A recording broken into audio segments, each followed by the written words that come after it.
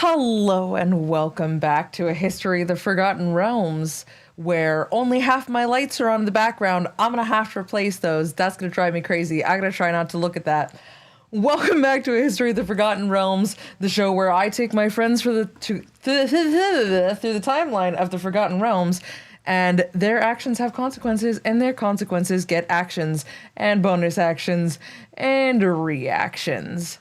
I am your dungeon master, and I don't make the announcements anymore, so I'm just gonna say, guys, I'm so happy to see you. Last week was crazy. I cried for about 3 days straight. You have no idea. Just on and off, completely at random. It was actually just a wee bit embarrassing. But we are back, and my makeup is waterproof this week, so ha! With that, let's get into the announcements and welcome in our cast. Well, now that we've got that out of the way, now it's time for sports. Vincent, make sure that you're reading everything clearly and succinctly this time. Happy May, everyone. First, we got a brand new lore drop on Patreon on the 30th, which includes a letter from the Dungeon Master, brand new Portrait of the Realms, and some Under the Hood. Under the Hood. I'm like, Under the Hood hooks. What am I reading? Doing great today. I have a wicked migraine, so hence the sunglasses at night. You're doing great, sweetie. Anyway, there's going to be some under the hood looks at what makes the adventure tick and what makes our adventurers tick, and maybe even some kind of behind the scenes how we make things run and operate around here. Tales from the Keep returns in July with a brand new summer festival episode that we can't wait to. Ooh, festival episode? Mm-hmm. I'm so about that. As a person reading about this, I like learning stuff in oh my god the announcement, because then I get to be excited about it like while I give it. It's great. The yogurt flavor is amazing. This one is from me. I did write this one in here. It's our Dungeon Master's birthday week. So, that being said, it is hello. Remember how they put a moratorium on everything last stream of like, hold off on everything because you guys have done so much. Please, no, it's our DM stream. I have showered them with love here, please. We showered them with love yesterday at dinner. Shower them with more love. They have worked very hard and have earned it.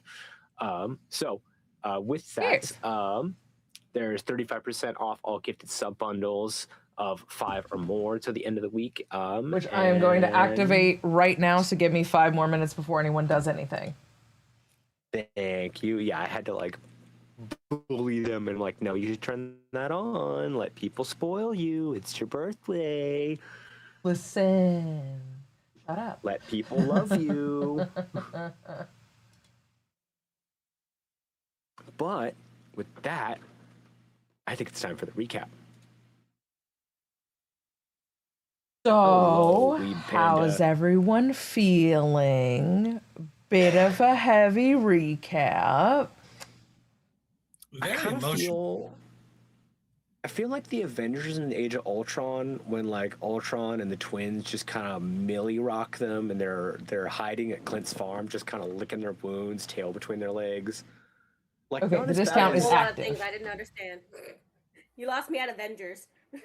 Yeah, not nearly as bad as like the end of Infinity War, beginning of Endgame. We're like, oh, half of us are dead. Like, we haven't lost that bad, but like I think we kind of lost. Like, one of our friends had a just complete mental breakdown and ran away, and then now like we're realizing the fact of there were other, like, we weren't just hunting down a red wizard, but we were supposed to be stopping them from collecting things that we just weren't even aware of. I wrote down Red Witch needs 2, ideally 4, has 3, and then I decided to put in keys, because when I first started reading that back, I was like, what kind of riddle was that? And I'm like, oh, she needs 2 keys, ideally 4, has 3. I don't know why keys ended up at the end of that sentence. Also, hello, Megan. Megan is in the chat tonight. If you guys see her throughout the night, make sure to give her some love as well. Yes. Megan deserves plenty of love and attention as well. She also needs it right now. Yeah, it was pretty emotional. I mean, you know, it just, I just can't explain it. I feel like Doc is at his own crossroads at the moment as well, just with everything that's been going on. Now with our little ranger leaving, Doc is really feeling like he's done some terrible things and needs to atone. I'm so curious to see how you're going to do that. Drizzt has found a liquor that works and is now finding his way to crawling back into the functional alcoholism that might be related to a curse, as you have learned recently. Well, it's not an attack of opportunity without one of us being cursed, or all of us being cursed.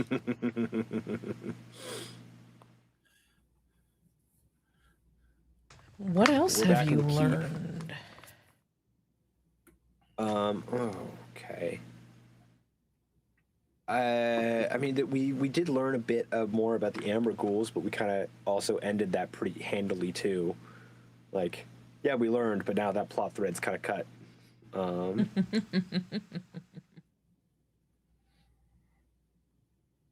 Whoever was with Darwa also, like, didn't double cross her, but definitely didn't go back to save her either from getting petrified. It was just like, eh. Sucks for you. Need to wash out that sack, by the way, because I don't know. I threw the bag away. I threw the bag. The bag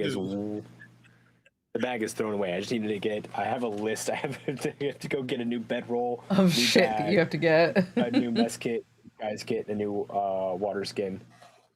Or not my full disguise kit, just my wig. New stuff. Yeah, your wig is done for. Yeah. I have others, but like, god damn it. We'll assume at some point I resupplied.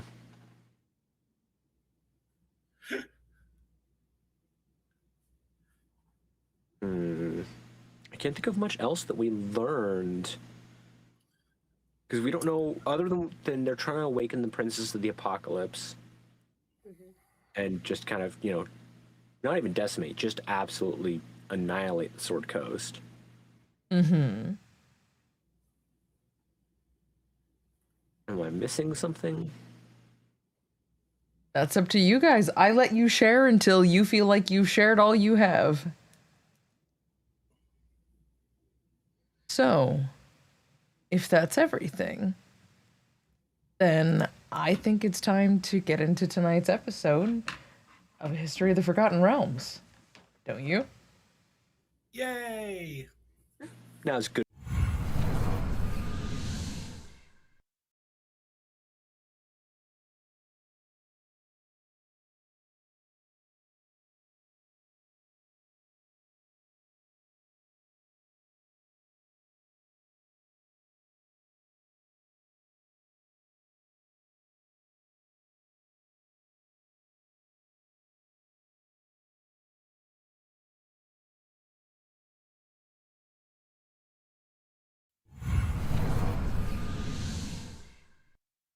Yeah, sorry about that. You're good. Me want fire. Welcome back. Should have all our audio now. We should have some music. Hello, back. I left you all in the keep, falling asleep or drinking yourselves to sleep around the fireplace in your cozy corner. You're a party of 3 now. And as the sun rises on the next day, you remain a party of 3. What order do you wake up in if we assume you've all just kind of knocked out where you were? Thank you for the happy birthdays, Equinox. Thank you. I'm gonna say the Drizzt will be the last one to wake up because he's, thanks to Jarlaxle, finally found something that will get him drunk. And he is just in his corner at the keep, just kind of happy to be home, happy to be comfortable, and happy to be drinking and finally have a way to take away that constant itch of looking for something. That I will constant say net. it's just enough to take the edge off, but it's not enough to make you forget. Yes, that's actually what I was gonna say. Thank you for the happy birthday, Well, TK Clear. Has just passed out face first and is like at the town. I think it's a round table, isn't it? It Whatever is. shape the table is. It's a round table in a square corner. You know what? No, God. no. It's I don't know how many sides dodecahedron or not dodecahedron. Icosahedron. Icosahedron is when viewed vertically. I think it's 6. But it's that will say it's Thank 6 you sides. for the happy birthday, Megan. But yeah, he's just passed out face first on the table, just like in his arms. So I'll definitely be the last one waking up.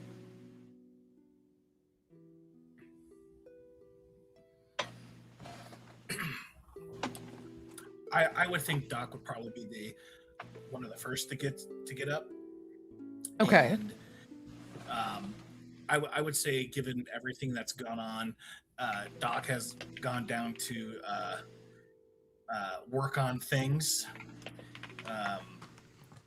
His little invention for the the communication device that he's been working on. Are you in your portable shop, your room, or your shop? I probably would have taken the things out of my shop and gone up to my room, just because more of a quiet place and in his own environment, and just kind of started working things at his little desk corner, door closed, just toiling away, going through copious amount of notes, making new notes, making design tweaks, just trying to be as quiet and not to wake people up since it's very early in the morning. As you're working on this radio, you tinker and you toil away when something happens. Hellos? Can you hear? I am trying day 27 of trying to reach my best buddy. Doc, if you are out there, signal. Oh! Hello? Hello? Hello! Oh, my friend, you have reached me finally. Oh, Can you good. hear me? Am I loud and clear? As loud as you could ever be, buddy. It's I'm glad to know that I'm not going crazy, as boy, have you missed on a lot of things. Coming in loud and very loud. Good. Yeah, where are you? I am... how to describe? So, you picture, like, a ring on your finger, yes? Uh-huh. Picture ring on your finger, but bigger and in space. Whole city on inside of ring. I do not know how to describe further. I think they call Sigil?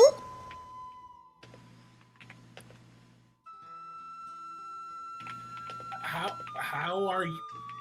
Thank you, Miss Durkers. That message broke me. I had to read that 3 times.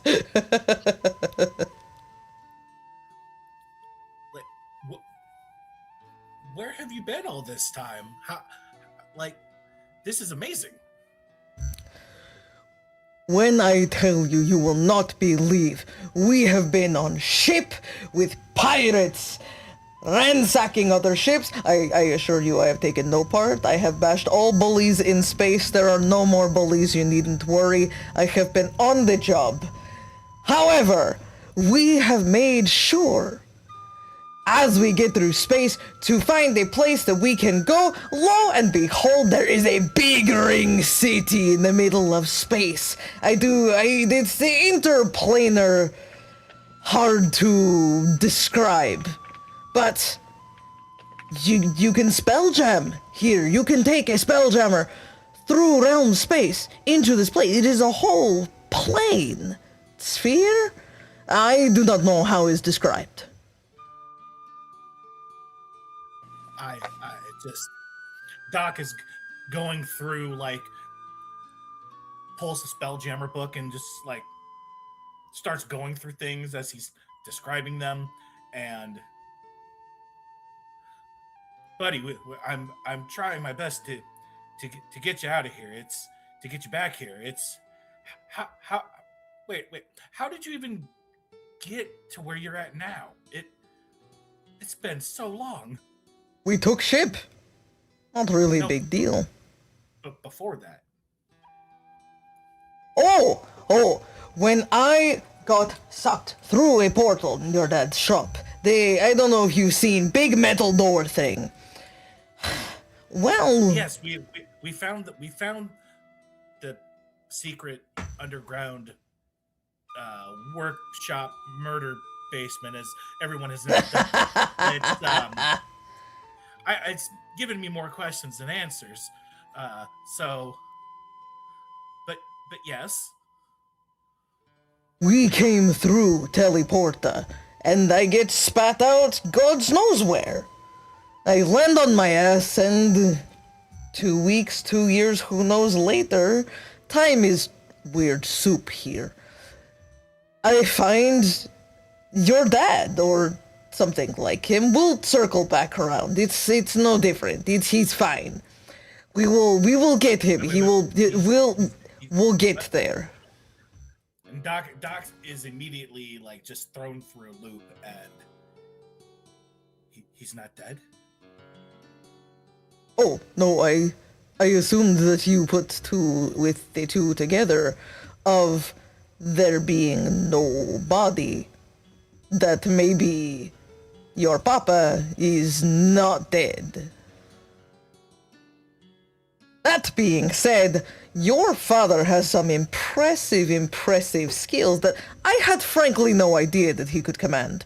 So, hop, skip, and jump later, we take a few mercenary jobs, cheap work here and there, fixing inventions, working on the spelljammers, and we set off on a voyage. Someone said they were headed to a plane that may get us home through some staircase of some sort, and there is this big ring thing. And yeah, they have interplanar communication. I have been trying to reach you through crystal radio for weeks. Regardless, the important thing I'm trying to tell to you, should all this go to shit and my communication be cut off, is that you need to get here. But the getting here is very difficult, my friend. You must do death-defying things. Near death you must bring yourself, but do not kill yourself. That is bad. You will not end up here if you die. You must nearly die, and then the way will be open to you. I went into the workshop hell-bent on destroying that thing, and apparently Teleporta decided it wanted to destroy me too. Both near death, shunted into another dimension. I am certain you can figure it out. Well, yeah. What do we have? What do we have to do to get you back? That I do not know. I only know how I got here, but maybe if you find death-defying stunts or not quite strong enough poison or slightly too strong liquor, you can open portal to me, and then we just resolve the whole thing. It should be fine. You are son of mad scientist, are you not? Famed doctor? I think this should be no problem for you. We're working on it, buddy. I just have so many questions. It's so good to hear you, buddy. It's good to hear you too. But the electrical rain is starting and soon my signal will be cut. I have to...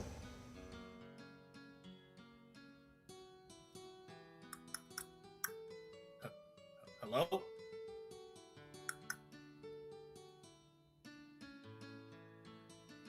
And we had him.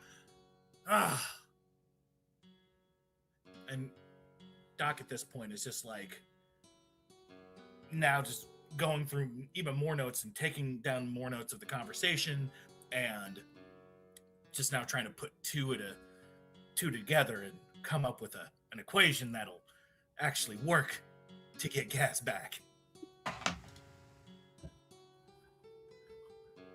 Sorry, I had to stop for a moment. I don't love that you used AI to do it, but that is hysterical. Also, the fact that it pulled Vince's tattoo all the way around his arm is sick as fuck. The dungeon mommy. Oh, I'm saving that. Thank you, Fix It. That's excellent. That was great.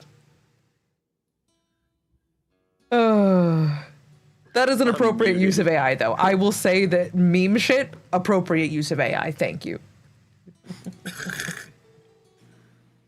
Like, I have a lip stud, no nose ring. My shirt's totally different. I have pants that are hiked up to like here.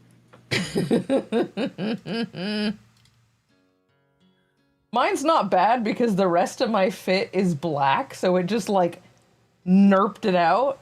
Wait, what am I looking at here? In the fan chat in Discord. Fix It put us into a People magazine cover. It's kind of awesome. I look thoroughly annoyed. I mean, I guess that's kind of what I'm doing now, because I'm just like, I'm so lost.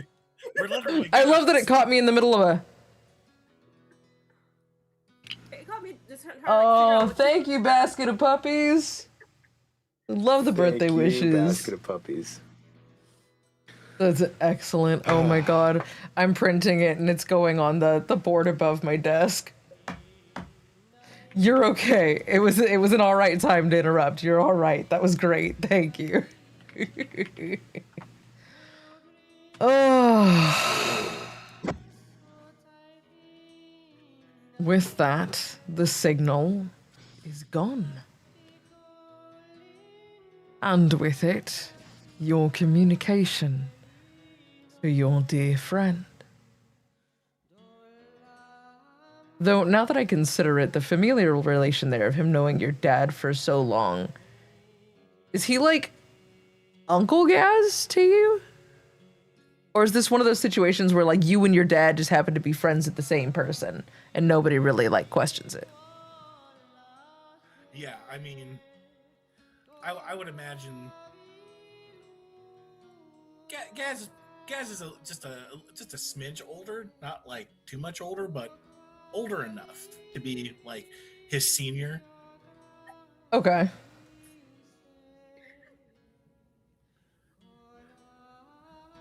That's nice and vague. He's like the older kid that gets calls in to babysit. Ah, he's your horse. A horse, you get to watch your dog. Correct. I'll explain later. Ugh.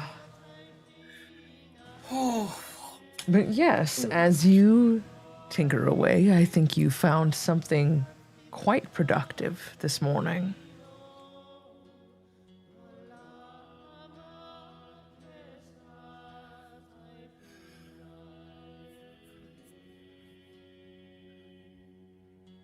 And yeah, that'll be it for me. Great. I guess that makes Roosevelt the next to wake up. What does he do with his morning? kind of interested in perusing these books I, acquired some time ago. Absolutely. There was the Necrobotany for Druids mechanics book. See if I can find anything in there. These random samples I decided to collect in jars during my foraging.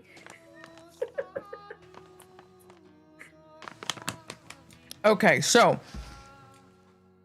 Necrobotany for Druids, of the samples you have discovered that you have a few different types of mushrooms here. Some of them are great for just growing more mushrooms in areas that you need light. They biofluoresce and bioluminesce in varying degrees. You have found some that you now know to be incendiary. These are the same kind that make one of your spore bombs. These are Bibberbang. The third one that you are keyed into is something a little more interesting. You've only heard it talked about from Imrae and the Drizzt. You found yourself a sample of Phyr'eyl. This grows in the Underdark, and while it biofluoresces and offers a really nice kind of spore-based drifting light, that gives you just kind of a dim illumination. Think like sparse candles.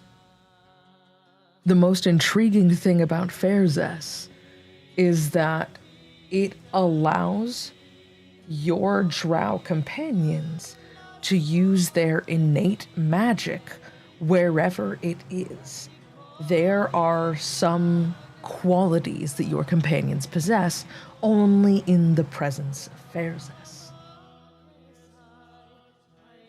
What is it? Phyr'eyl? Phyr'eyl, F-A-E-R-Z-E-S-S. So close. Okay. So with the Bibberbang, I mean, I didn't collect the huge samples, right? So like not enough to actually like make potentially or dabble with making my own spore bombs or anything like that. No, but you did collect enough to plant them as samples. You said you were very careful, which means that should you so choose, I assume you could likely speak to Alara about finding a place to plant them. Okay. Also, the jars are about 30% more full than when you collected them. They've been in your backpack for some times, and spores tend to, do this sort of thing where they multiply. So you've got a bit more of the sample size than you remember.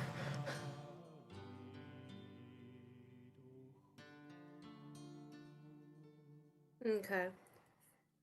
And I don't recall where exactly is Alara at this juncture compared to where we're at. You're with her. You're back in the keep. Oh, okay. Yeah, so you can find her meandering around. This early in the morning, you're likely to find her curled up on top of the bar against one of the posts holding it up with the biggest mug of coffee you've ever seen. Okay. Maybe she seems like the don't talk to me until I've had my coffee type, so maybe I'll press her more in the evening. Yeah, you're fairly certain the mug says caffeine or die. It's one of those mugs that's so big and shaped in such a way that, like, how some things are very phallic in nature. This is very breasty. Large. It may as well have a bowl. Okay. Yeah, I'll talk to her later about where to plant these. If I could plant them and have them keep them in my room versus outside, that'd be great. But she might not like that.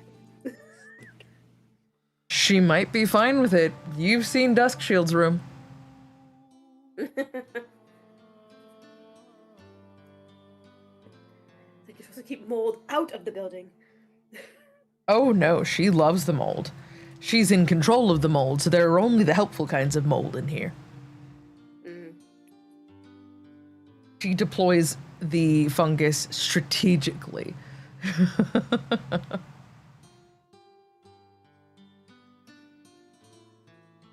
one of my favorite stupid bits is, I don't know that many of you have wandered back into the kitchen yet, but there is a spot in the corner of the kitchen where Aurora has simply allowed different varietals of edible mushrooms to grow out of the woodwork of the building, so that Aurora can simply pluck them off of this wall.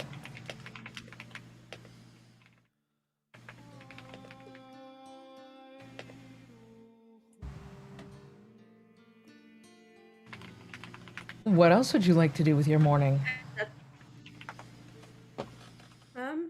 That's about it. I'm just kind of getting into my. I said, oh, I'll have the other book too, the bound one that has no markings on it is in common. It seems like some kind of treatise about the cult. Kind of just peruse that to see if there's anything else useful in there. Which one was it? A treatise on what? It said, my note said, book bound in leather of unknown variety, no markings, in common. Treatise re what unknown author has learned about cult. Ah, yes. Okay. As you look through it, these...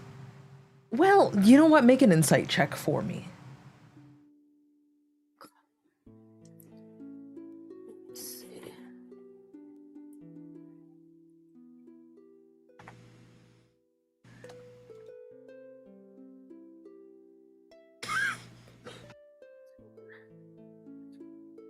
Don't die over there, please.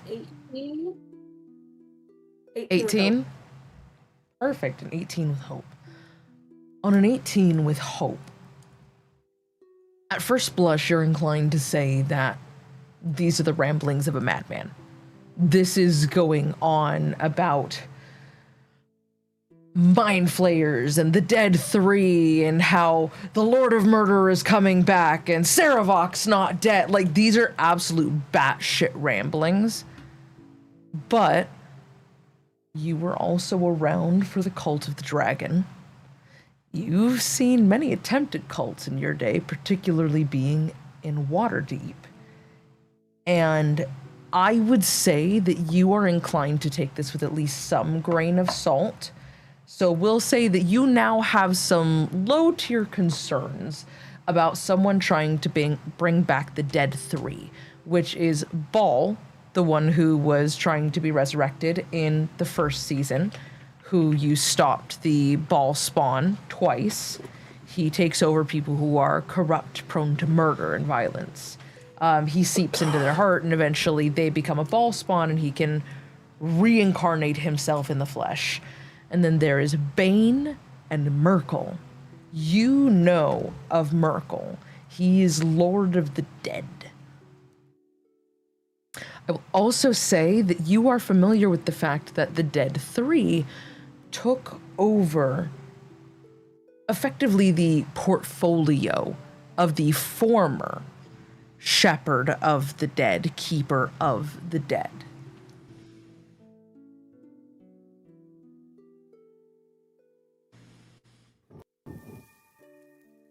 Okay. Follow Weedman 420. Thank you for making Vincent say that name out loud, Weedman 420. I can't think of that song. I can't not think of that song that Donovan produced. Mm-hmm.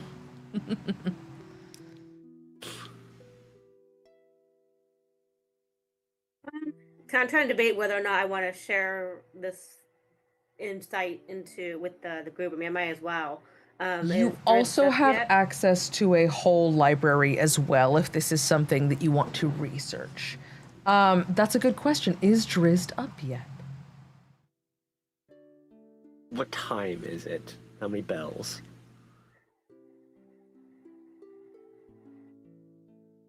I'll remind you that bells equate to hours in the morning, so I'll let Roosevelt decide how many bells it is. Oh, sorry. 11. Probably still not up yet. Jesus Christ, dude. Finally found a drink that works. That's it. Good morning. Good mornoon. Good noontime. Good morning. It's like my boss walking in like literally 10 minutes before noon. He's like, hey, good morning. It's like, barely made it, dude. Hey man, I said that every single day. Oh, that's right. Clocked You're in at the- you're the 11:50, kind of walked person who across the will building and go, "Good morning." They go, 12:01 "Is it you're still like, morning?" Like, yes. It's tomorrow now. Like, Oh no, I don't do that. no, But I will say good morning if it's even a moment before noon.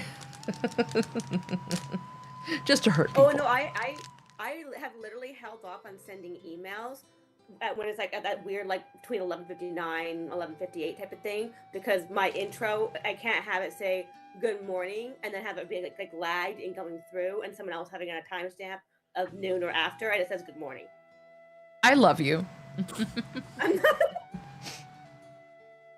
it doesn't happen that often, but I do find myself doing that regularly.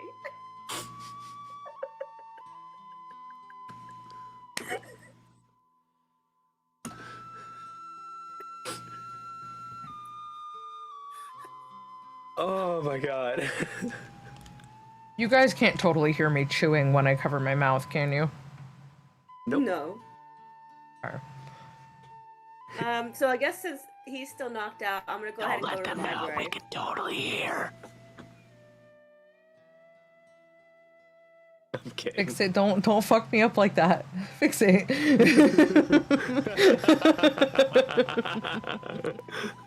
Loud. The loudest. Fuck the silencer. I put a loud note on it. Yes. Okay. Where would you like to start in the library? I'm so excited. See, can I handle that? Oh, nope, I can't. Sorry. Well, I mean, I kind of want to look more into these dead three to see if there's. For clarification, the dead three, are they like known together to be a cult, like by themselves, or are these three individuals' lore that I need to look up? Yes. Okay, so they were known to be together at some point.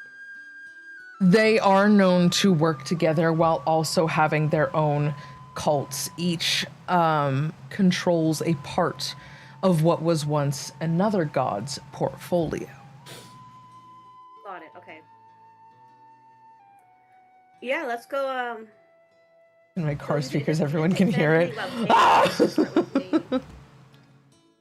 Starting with Bane, absolutely. Is there anything specific you'd like to know about Bane? What can I tell you? You know what's his deal? Why is he so culty?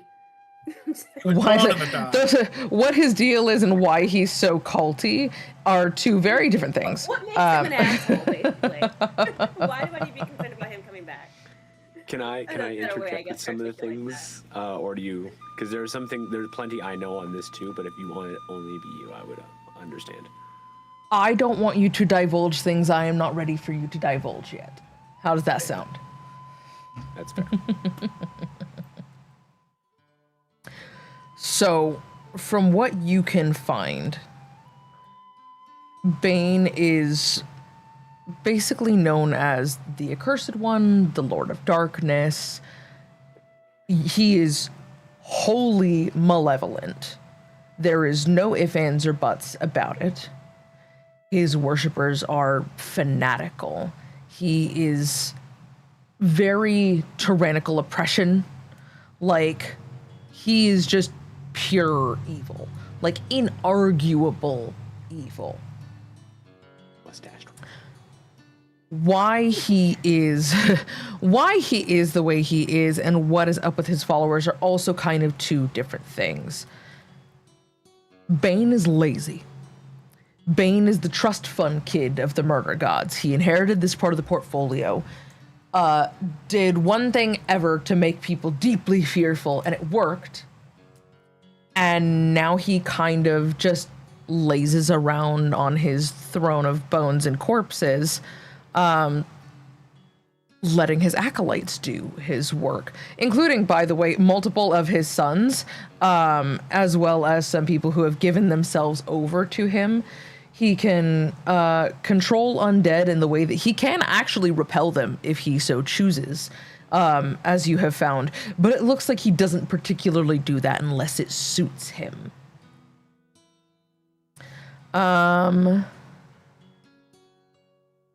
Let me see here. What else do I want to give to you with this? And what would you know? I would say that you would know, Roosevelt, that Cyric was known to be an acolyte of Bane. He was once a great adventurer. There's actually quite a lot written about Cyric in various tomes throughout the land, certainly plenty in Candlekeep.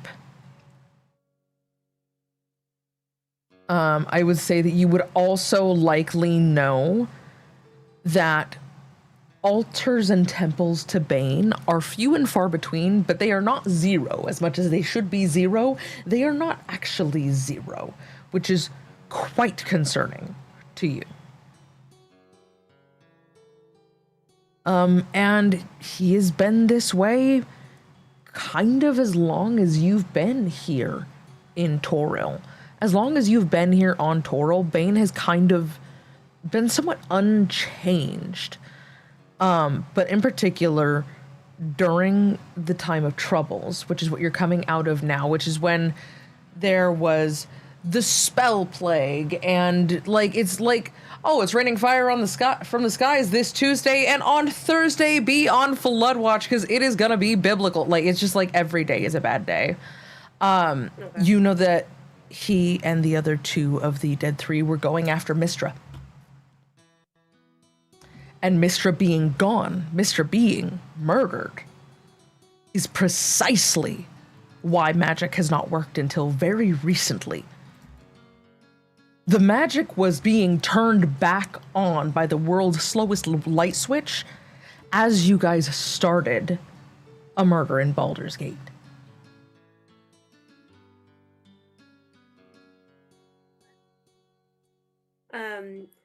Do I find anything about, like, you know, how he was originally defeated? Bane has never been defeated. Oh, I thought you said that he was trying to bring these guys back, and that implied that they were all dead. They're not dead per se, is the unfortunate part. So, Bane can be held back. Ball can be held back. Merkel can be held back. But at this point in time, it's not like anyone has actually been able to kill him. And that's kind of the big problem. If there were meaningful information on how he was taken out this last time, it is not information that is available to you.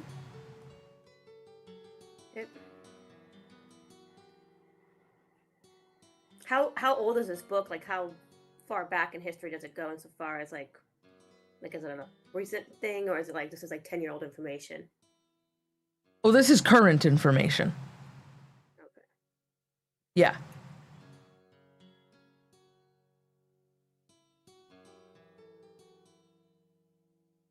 All of these tomes of the gods, there's kind of a series of them, right? So there's A to Azoth. A is for Azoth. And it goes on and on and on and on about all of the different gods. Think of it as a constantly updating encyclopedic knowledge on gods, deities, the overdeity, theories on what lies beyond the overdeity. Like, it's Encyclopedia Britannica for Faerun. Got it. Okay.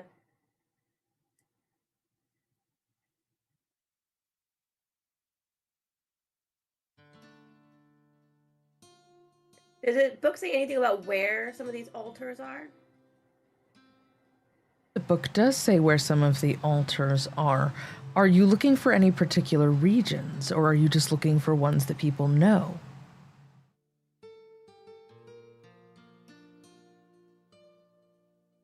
Well, I mean, presumably anything that'd be in the book are the ones that we know about, right? I mean, I'm assuming that's the exhaustive list of the known ones is the exhaustive list of, I don't know what I'm trying to say. I guess the known ones. You know for certain, because it is scrawled into the margins, that there are 2 altars to Bane in Zental Keep. But in your reading, it is implied, in your opinion, that there is an altar to Bane, or a reformed version of Bane in Voonlar.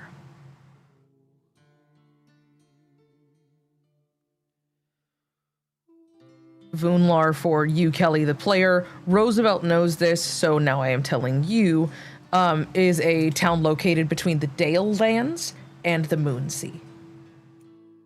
What was it called? Lorne? Voonlar. Voonlar.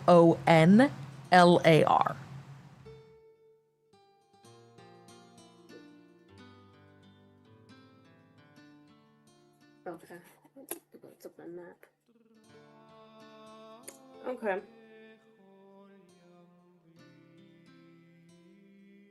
I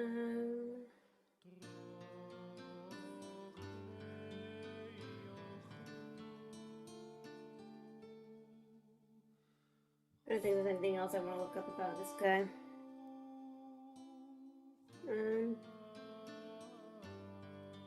You mentioned that there was the one thing that kind of set him on this track, that people somehow got him followers. What was that one thing?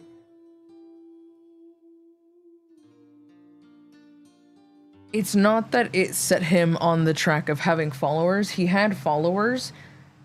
He did a mass casualty, effectively, by tyrannical rule, and enslaved a bunch of people. And they said, yeah, okay, no more questions. Got it. You want to be left alone. We're gonna go do that thing you told us, boss. Got it. Okay, so this is basically scared people, the population into submission. Correct. Got it. Okay.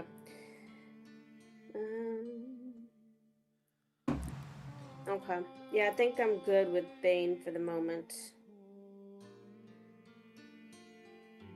And then you said I already knew more about Merkel. You know some about Merkel. You know a shit ton about Ball. Okay. All-time ball knower over here. What?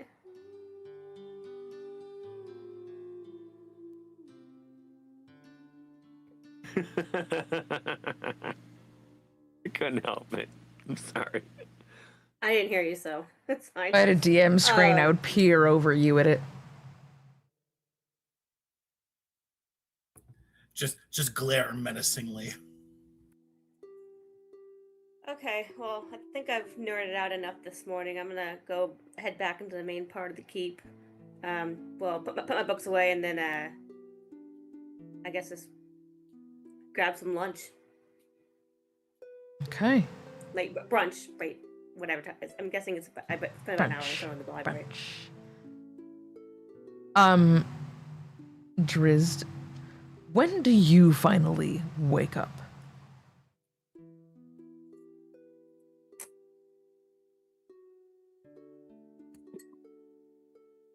Eating taffy. Great. Excellent. I asked it precisely the wrong time. Solid. It's Love just like a that. server at a dining table of just like, how's the food? Listen. I would say probably like 1 or 2. So Oh my 13, God. 14 bells. Mm-hmm. Jesus Christ. Yeah. Slipping like a college student over here. Yeah. I never mean, slept like that. God. Take back to 2020, wake up at 6 p.m. Right, fuck, and I'd stay up all night working on projects. Like, I would be up for 16, 18 hours, like the normal amount, just sleeping weird.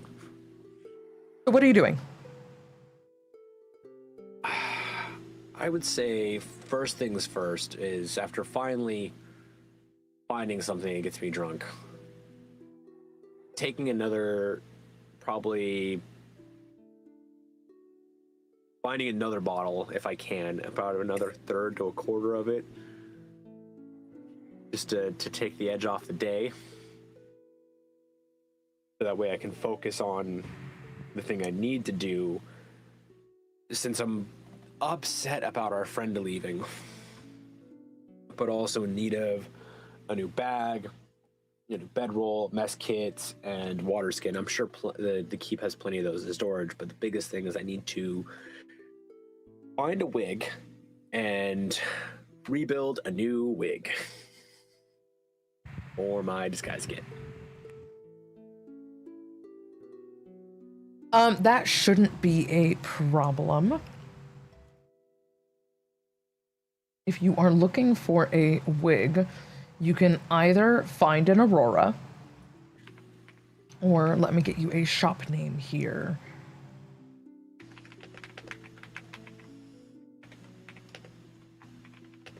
Having to search my own notes. Feeling very Brennan.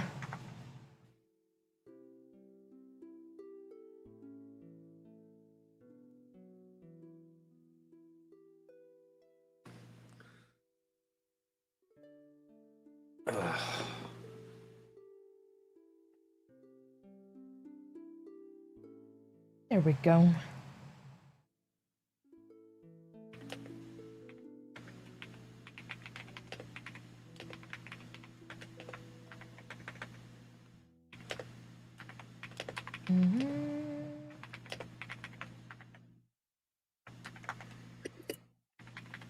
You can go to either Facemaker or their next door neighbor may have a lead on something more custom, and that is the Glitter Gala.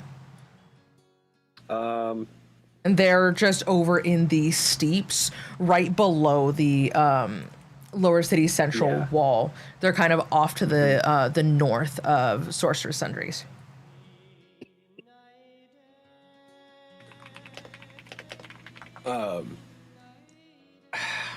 You know what? I know Phyr'eyl. I know I can get custom enough for what I need there. Whereas Glitter Gala is more of like gonna be like jewelry, Gems, costume, things like jewelry. that. She just knows a lot of people that can get you something more custom if you need it, is basically the thing. Yeah. But no, I'll go to the Facemaker.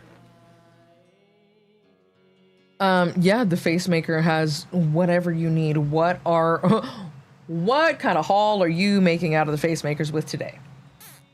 And is anyone else going with them? Does anyone need clothes? I already picked up another wig from the Harlequin when we were at the fair. You did. But I want to replace the one that was in my bag, which was my big pink one. So I'm gonna replace. Just like I know Phyr'eyl, he got me the last one. I will get that. Just like I just need a replacement of that pink wig I had. Long story. It is soaked in blood. It was unsavable, and she's gone. She's gone. She's dead, Jim. Sounds like my Tuesday night. Have it to you in a 10-day. Did the wig have a name? Hey, Moira Rose names her wig, so. I think as wig-wise, that would be best for Nana to explain the she part of. Well, okay, so there are inanimate objects, and inanimate objects have categories. Cars are always she. Rockets are always she. Airplanes are always she. Boats are always she. Wigs are always she, because they, much like cars and boats and ships, must be unsinkable, uncrashable, tight in, infallible, absolutely worshipped. Whereas if you have something that's a rickety old piece of crap, that's usually when, like, he's throwing a fit over there. Like, cabinets are masculine pronouns. Cuts of meat are generally masculine pronouns. Jalopies are masculine pronouns. Shoes are masculine pronouns. Like, it's a vague and ambiguous thing that's a little bit difficult to teach, and it's slightly rooted in French language. But also it comes from a lot of the drag world where, like, your wigs are all just she.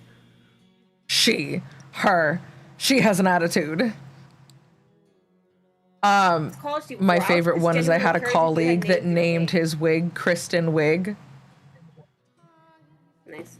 So every time he was ready for his wig, he's like, "Is Kristen ready for me?" Yes, honey, Kristen's ready for you.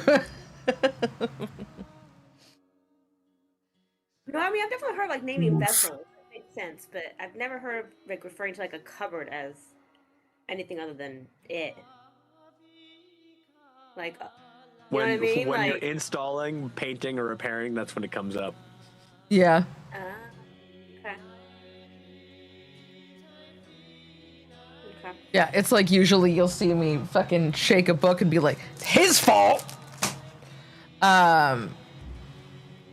Or like if a wig is giving me attitude, she is throwing a tantrum today. No, yeah, no, I legitimately just wanted to know if he had named his wig. Oh yeah, no. just remember the disguise is drag. There's also, I will give you a bit of a teaser. I have another disguise that I will have physically. I am not telling you what, and I think it's gonna be so fucking. Look, it makes me laugh, and if nobody laughs but me, I don't care. I find it fucking hysterical. I laugh at My jokes wigs all are the time, Harriet and Aaron's just Altair. like, at me.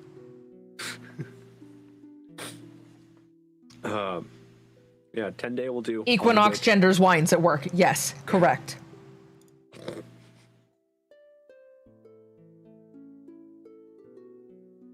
I forgot that this was an energy drink. My brain was completely expecting like I thought blue you had- electrolyte. I thought you had the same one as me, so I was very confused. I was like, oh. You know, things definitely taste different outside of their normal vessel, and when you don't see like all the time what it is, like, oh, this is a can of this soda, but now it's like It wasn't even that. I forgot that it was an energy drink, and I was very much expecting electrolytes. It's what plants. But crave, yes, you know? Figaro has everything that you need, and is deeply unsurprised by the fact that you got blood on your wig, and frankly wonders how it took you this long. And what quantity of unfathomable blood could cause you to abandon such a beautiful baby? How dare you disrespect her like that? Okay. Figaro, you know how someone can get petrified and then de-petrified? Well, Red Wizard got petrified. And you know me, it's on site. So I took that statue's head off. And then I stuffed it in the bag so I could, toss it into the Grey Harbor. And then unfortunately, there was a big ass lever. And that let off aerosolized basilisk oil. So while the statue head was in my bag, it stopped being a statue head, started being a decapitated head. And I'm lucky my wig is all that got ruined. I don't know whether to tell you that Okay, wig now got this you head or sounds that so head got you delightful, wigged. Please. Sorry, what? I don't know whether to tell you that wig got you head or that head got you wig. Regardless, I'll have it to you in a couple days. Not an issue.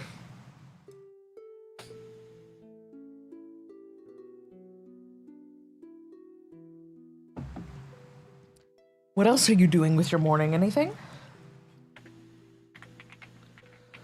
I'm gonna raid the stores, Afternoon? and stocks the keep to refill the rest of my bag. Fortunately, it's just a replacement bag, a bedroll, a mess kit, and a water skin. Yeah, not an issue. There are plenty here. Yeah. I'm assuming, because I'm just not even gonna ask, I'm assuming one of the three proprietors is going to walk in at some point as I'm rifling through everything and just, what are you doing? Oh no, they're not even phased at this point. Darkglass does poke his head in at some point, but it seems more to make sure that there's a person in here rifling and not an owlbear or a dragon or a wormling. Or a god horse? Or a god horse or a fox. speaking of wormlings, though, I'm gonna go up to the nursery and just visit my babies, Your children. my children. They are happy to see you, but man, they have puppy teeth right now. It is brutal. I take 3 points Like- of slashing damage.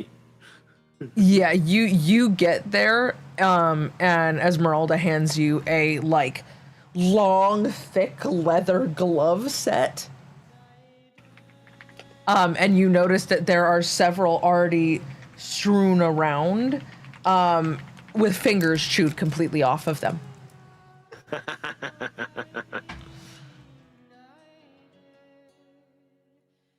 Oh yeah, I'm assuming I'm just gonna be sitting back, playing with them, happy to see them again.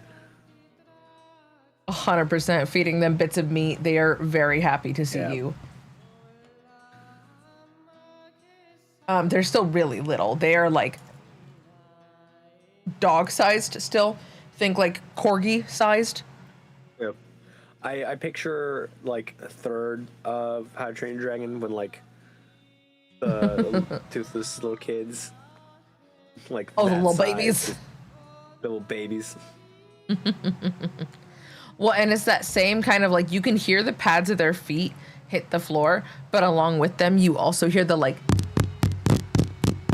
of claws on the stone everywhere they go. I'm imagining too. There's just a thunk of a tail too, like just. But not on the floor. It's every time they go to turn around because they haven't figured out proprioception yet, or field of view. So they keep turning around at everything and being surprised that like they forget that they have tails. So they're knocking into things and they'll turn around to see what ran into something and made that sound, only to not be able to find it because it's attached to them and then it'll hit something else. It's a nightmare. They're adorable, but an absolute mess. You notice that everything's kind of been moved up off the floor a couple of shelves.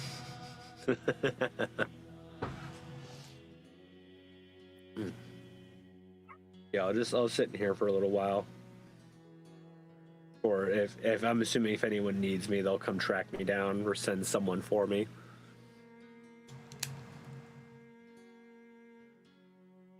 Okay, well, I guess that leaves you all in the precarious situation of who finds who first.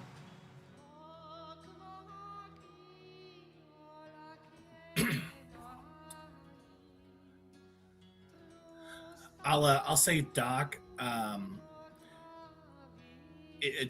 He's started to make his way downstairs to the bar to get food and whatnot, and start to socialize with everyone. He's gonna keep the conversation with Gaz to himself for the time being. And What just wait conversation for with Gaz? the right Precisely. moment. Yeah. All right. Yeah, at this point, lunch is being made. There's some brunch still. Like, you have that mix where hash browns and eggs and steak becomes like steak and potatoes and other things in the air.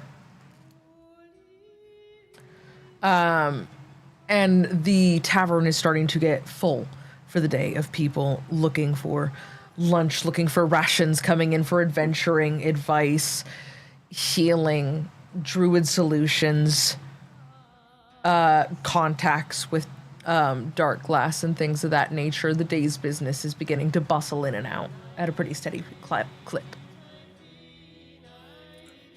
Doc's his food and go sit in the corner, the group's corner, and just get settled in and just wait for everyone to start showing up. All right. I'm assuming at Drizzt some point I'll head down with the three little wormlings and come on down with them to grab some food for myself, because eventually I have to get food in me. They happily follow you. They know you're good for food and a scritch. So, Welcome back, fix it. Yeah, they follow you happily. They know you're good for food and scritches, so they just like big step in with their big wormling Pete's behind you, all the way down the hall, tails clunking into shit, rip roaring around corners. All three of them just like ding ding ding ding ding ding ding come tumbling down the stairs because they are not fucking coordinated.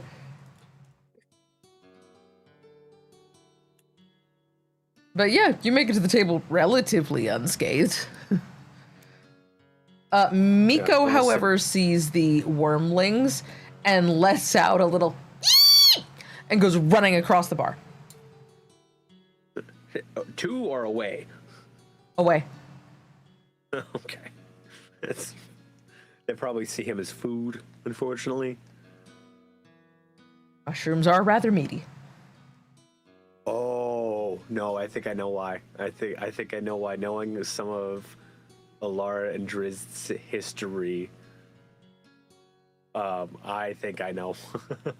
Not a fan of dragons, that one. Which one was Mika again? I know I have a note in here somewhere about that. Miko is the dwarf myconid that lives in the keep. He's like iridescently shimmery little mushroom guy. Little mushroom guy. He just kind of perpetually spits out spores passively so that he can speak to you telepathically. You guys found him in a closet.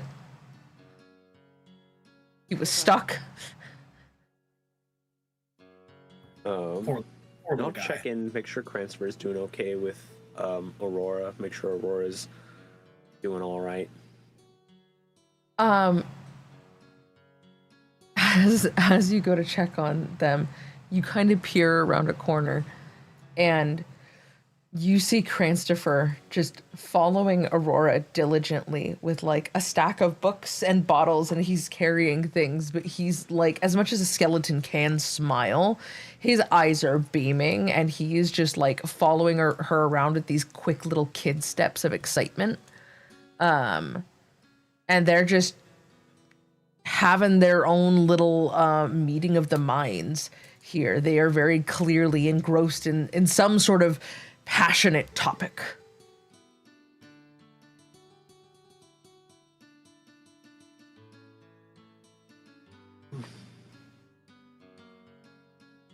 Good.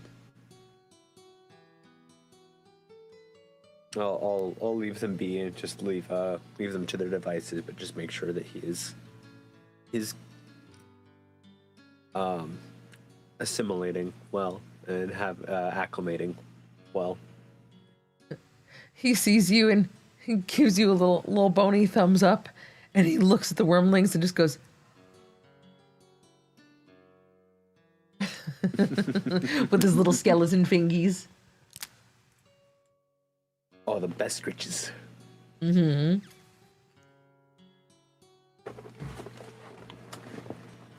I'll pop back down at the corner table with Doc. And to answer the question earlier, it is 6 sides. An icosahedron viewed vertically is 6 sides. I saw you kept holding it up to the camera while I was in the middle of a thing and pointing to each side repeatedly. Mm-hmm. Because it was right there. Right there. Literally.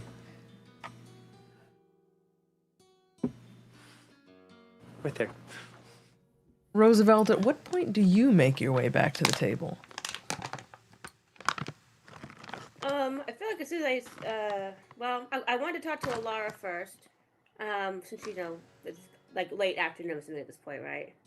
Yeah. Early evening. Okay. Yeah, I'm gonna go ahead and when she has a minute, as I'm dealing with the lunch crowd, ask her about where to recommendation for planting these mushrooms. Oh, these are, well, these guys, and she holds up the Phyr'eyl. She's like, these are special little guys. Check this out. And she takes her hand and she kind of holds it over it as you see it begin to grow a bit. And then tattoos like vines that you didn't even realize she had begin to shoot up her arm. as she reaches off to the side and conjures some dancing lights. As the motes of light from the Phyr'eyl seem to coalesce.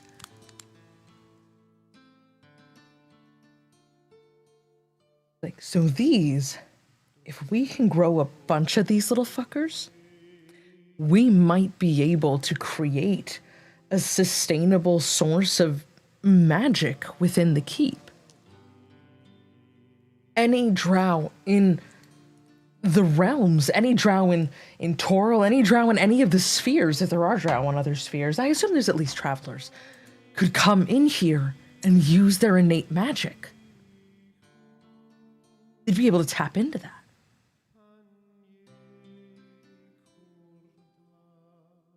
It's at this point, Roosevelt, that you begin to put together, based on what you've just seen, that Alara is not just an unusually purpley gray tiefling. She's half drow.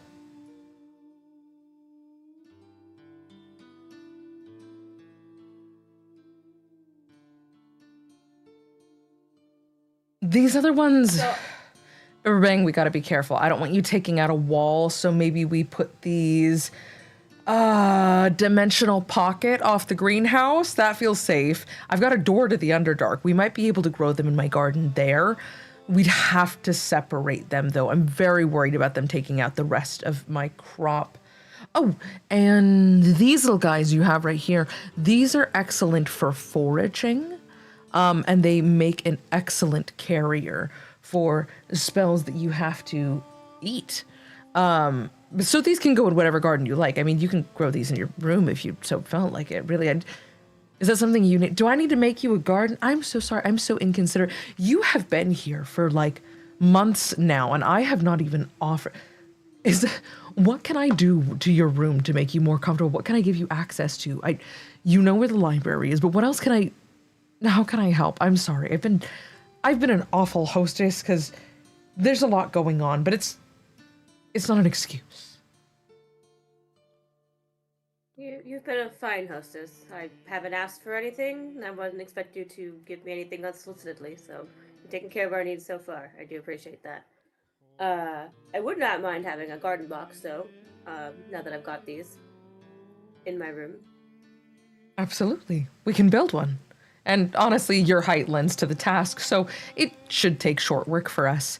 And we'll say that at some point throughout your morning, since Duskshield woke up so late, that you and Alara, being kind of the tall ones in here, as well as Aurora, kind of help each other. Picture a bookshelf with a canted ledge on it, so it kind of does this business.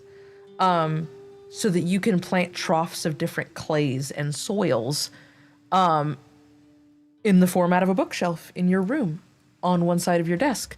And they move the rest of your tomes to the bookshelf on the other side. So you now have about 12 shelves vertically, about 5 feet wide each, to plant whatever the fuck you want. Okay, that's all. I didn't quite catch. I know the Bibberbang. I know you had to plant somewhere else, but I didn't quite catch where. There is a door that leads to the Underdark off the greenhouse, which she shows you.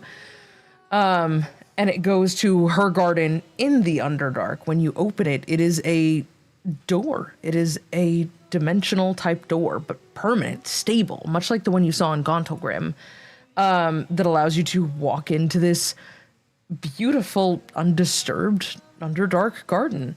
There are probably 5 or 6 myconid spore tenders here doing the work of caring for it and dancing to generate spores that keep the area warded. They're turning the soil. You see a couple of golems with entire patches of plants and vegetables on their backs, helping with the work, protecting the area. And off in a corner, you spot what looks to you like the perfect place to plant something potentially volatile. There is kind of this convenient stack of rocks with which you could make a wall, and be able to separate it from everything else so you don't create a, detonation hazard. Okay.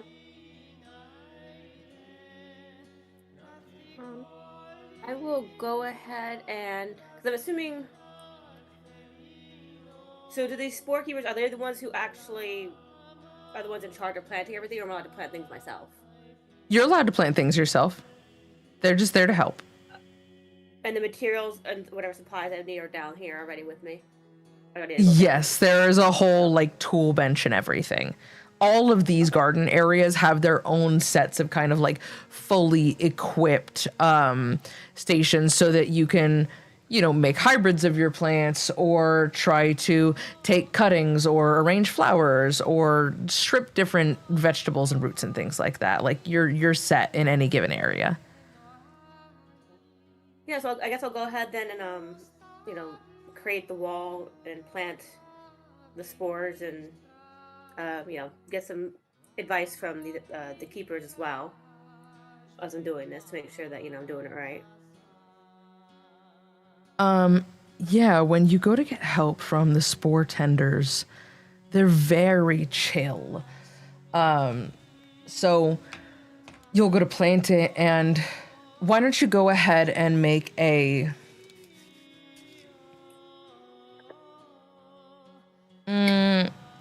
nature check for me. I think it's probably going to be the best. Okay. I thought I was going to take a check to make sure I didn't explode my hand or something. Let's see, nature. Oof. That is a 9 with fear. A 9 with fear. You start to handle this Bibberbang sample, and it begins to glow and get hot in your hands. And as you start kind of bouncing it back and forth between your paws and they're getting singed, a spore tender reaches in and with its long, spindly mushroom fingers, grabs it and holds it until it stops. And it reaches down and rakes the soil with its other fingers and gently settles it in, gathering the soil around the base, kind of showing you how careful you have to be with these things and how little they need to thrive. Before he begins to summon some rain over the whole garden, just a light mist.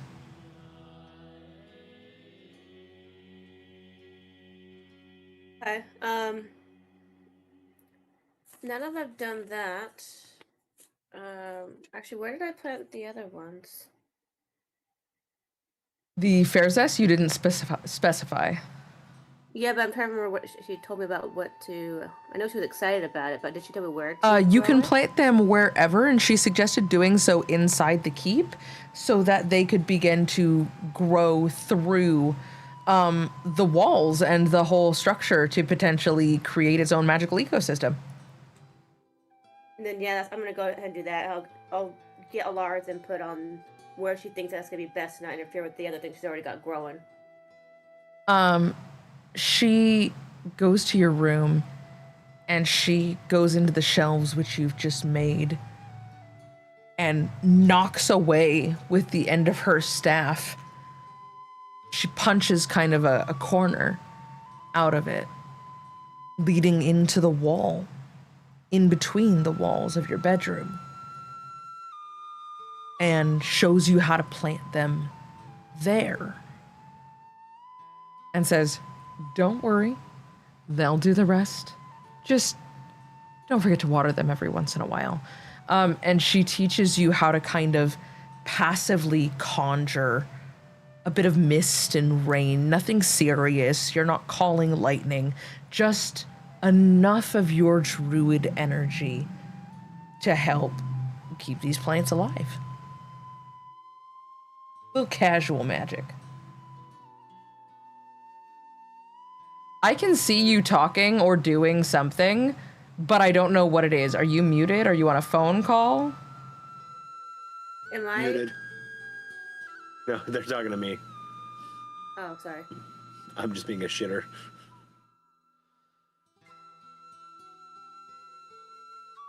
Okay. All right. So that teaches me. Okay. Yeah, I think with all that, I'm gonna go head down to the main part of the keep and just go to the table with them. Perfect. As you all gather around the table, it's been a long few days. Been a long couple of 10-day. And a long fucking few years. And as the three of you look at each other, it is with the knowledge that Darwadalian is no longer a threat. But you still don't know what the outcome of this all is supposed to be. How would you all like to proceed, my adventurers? Well, I'm gonna kind of fill them in on what I found in this unmarked book. Insofar as the ramblings of it's like, I think the guy's nuts, but what he says in there, I mean, I can see that I can see it happening. He basically, I'm just concerned that he's gonna bring back the dead three. So I did a little research on that earlier, and yeah, I think I don't know if we need to actively look for these altars to potentially, see what we can do to completely get rid of these guys rather than just, call them away, or if we just, see if someone else wants to send us on some other mission to do that. If that anything specific can lead us to, that is, with regards to these guys. I mean, they're kind of like the cult of the dragon. Like, a bunch of lunatics siloed off in different parts of the world that are usually rambling into a notebook or screaming at people on the streets. Sometimes you might have to worry about someone, doing enough murder and death dealing that they might become the avatar of Baal. I had to deal with that already, as I point up to the head of the Slayer up on the wall. But that was kind of a rare moment. Doesn't really crop up often. Like, So you don't think there's much more about this point with these guys? I think we'll be the worst or most unlucky group of adventurers if we ever have to deal with Dead 3 coming back again. Fair enough. I trust your insight. Doc is still unusually quiet at this time, but you notice he's not eating like a deranged lunatic. He's actually using a knife and fork and just staring contently into his food, like he's recutting the same piece of rothe steak over and over again. Just cutting it in that small, like, are you doing the halving experiment of like how many times can I cut something in half? Yeah, and he's just kind of like just staring at it intently, just like he's deep into thought and has gotten lost. Like the train has derailed and it's trying to get back on the track. I'm just kind of looking at it and it's like, are you cutting a Snickers bar? No, Roosevelt takes notice and Just. Sorry, that was a Seinfeld joke.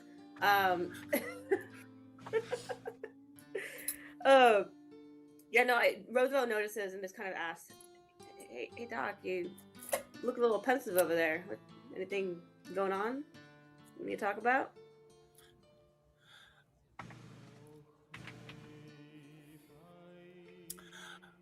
I spoke to Gaz. Oh. Just yeah. I was. He calmly puts his fork and knife down, and just. I was working on the dimensional radio, as I guess it could be called, and I heard a voice, and it was Gaz, and he could hear my voice, and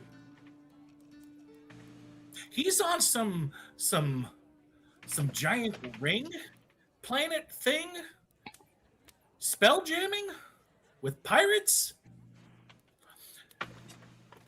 Wait, And then he's a sky pirate now? Well, space pirate, but sky pirate now? apparently he's. I asked him how he got to where he was, and he said when he went through the portalis, it nearly killed him. Or where he got to where he wasn't nearly killed. It's still a bit foggy as to how things transported or everything, but he said if I wanted to get to where he was, I would have to nearly die. Or almost die, or die. It's still a bit fuzzy, still trying to comprehend everything.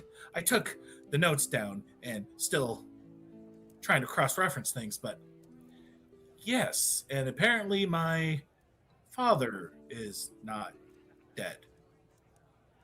Apparently he's in the same realm. So that's a thing. And he So finally he takes told you- he finally takes, a bite of food. And a very I'm picturing long break. pulverized meat at this point. It's like I'm little, picturing little it- giblets. It's such like sitcom of like watching the family sit down for dinner and someone is like very upset and needs to talk about something and there's an awkward silence and then someone finally asks the right question and just sets things down and the floodgate has opened. That is exactly what that was. So I got him. Like, so I get this straight. He wants you to almost die so that you could then go to where he and your father are. What's the plan once you get there?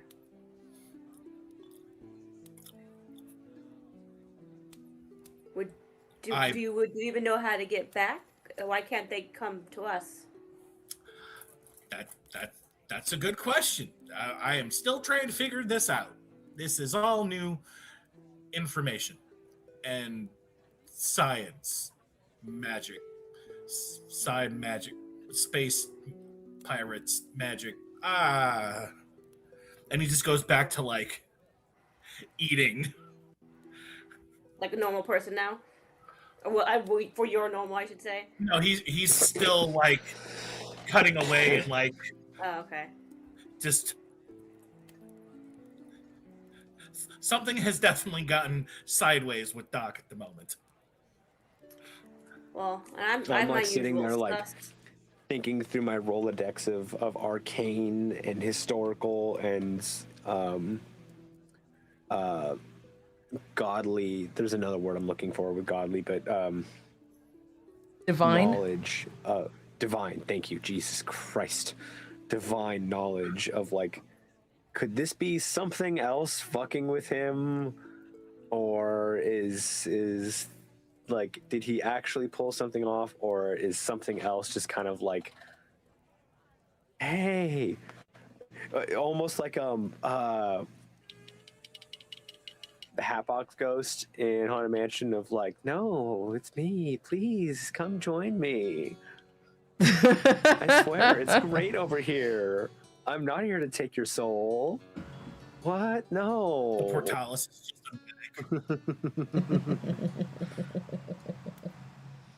Me never. God, why'd you say that? It's just a sentient mimic that can actually have conversations. Fun fact, there are mimics that are book covers. Candlekeep has a lot of them. Candlekeep has a lot of them. They're trained. They're Domesticated. trained mimic book covers. Kind of cool.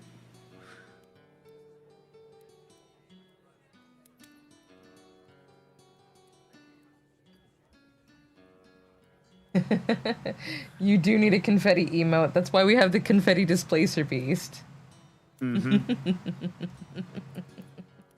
Yeah. But yeah, Doc goes back to just taking very large drinks of his morning beverage, which is probably an Arnold Boulder. It Well, is it's an afternoon Arnold at this point, Boulder, too, so. but you can smell that this Arnold Boulder is made with significantly boozier honey. It smells like they've replaced the honey with mead at this point. Yeah, that's about. Like the Agatha wink, just.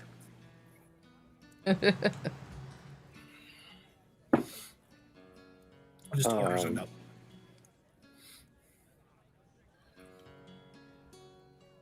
So yeah, that was my morning. Yeah. Yeah. Doc, I'm worried that wasn't Gaz, and that maybe something else is talking to you on the other side of that, and yeah, maybe let's not almost kill you. I feel like this is a recipe for disaster, and something's snatching you. Something's waiting to get you. I precisely. My Admiral Akbar tense was tingling.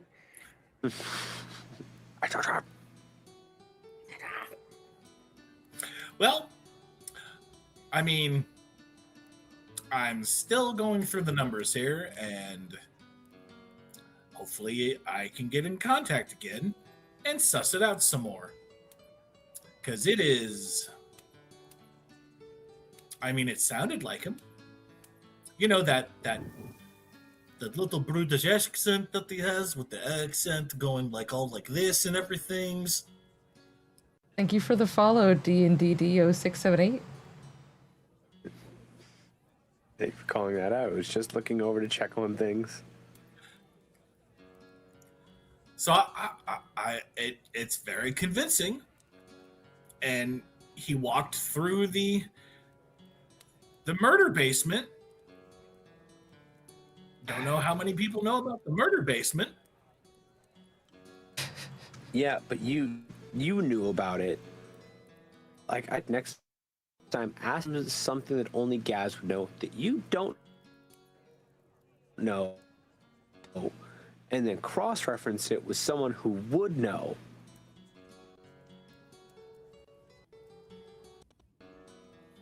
After.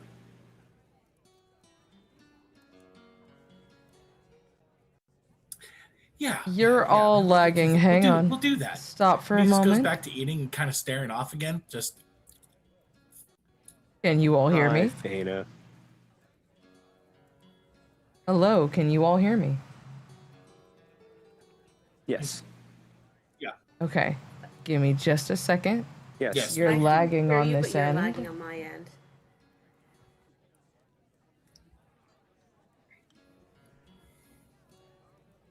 Okay, I am going See what to stream looks like. refresh your video link.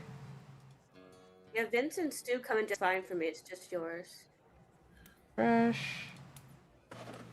Refresh.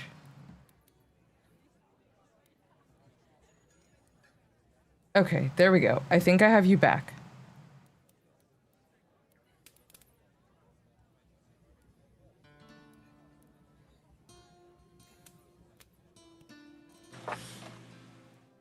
All right.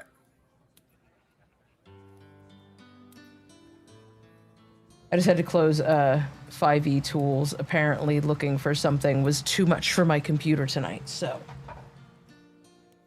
Oh, thank you for the happy birthday wishes, Faina. Okay, continue.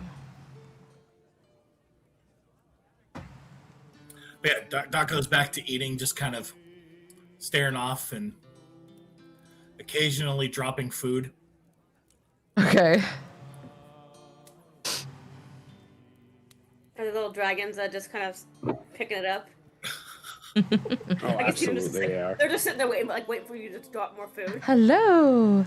Oh my goodness. Stream cat. Hello. Stream cat. Stream cat. Hi, BB. What's up? That's all she wanted. All she wanted. Click, click. Just Bye. the drive-by catning. Mm-hmm.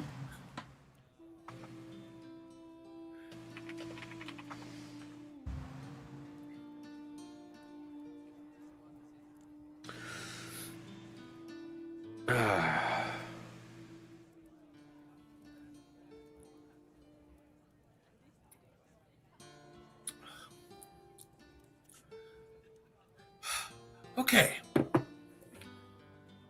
Doc kind of composes himself more. So, how is everyone else's morning? Thank you, Dr. Funnut.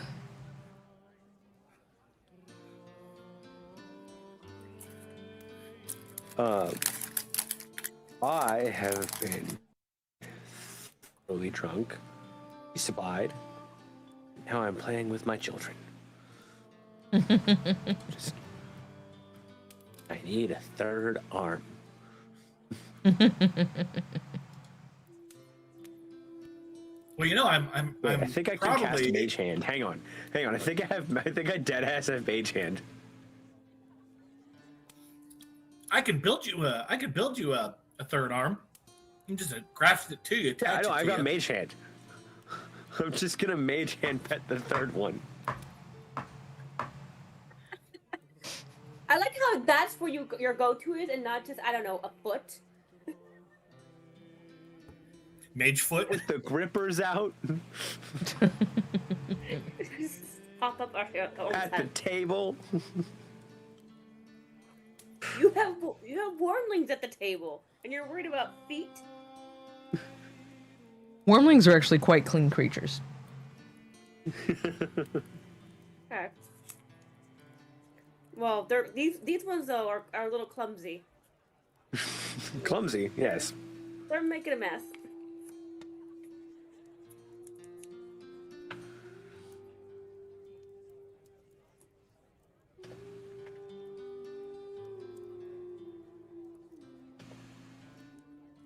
So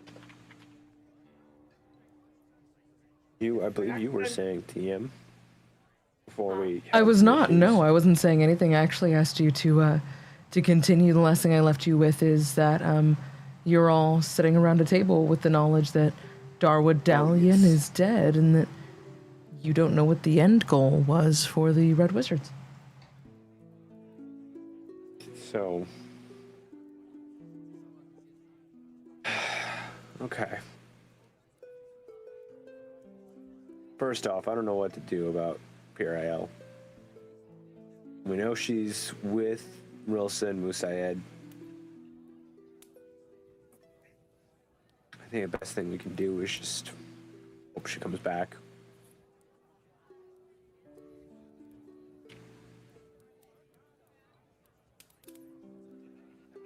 She will in time.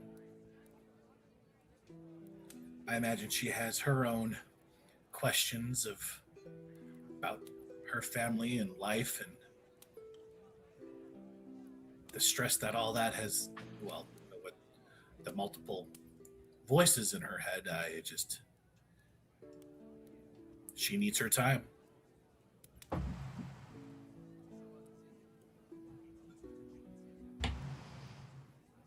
The second thing, though. So, Delphin sent us to look for the Red Wizard, who we now know as Darwa. It appears Darwa's the one who was gallivanting about as Meekin.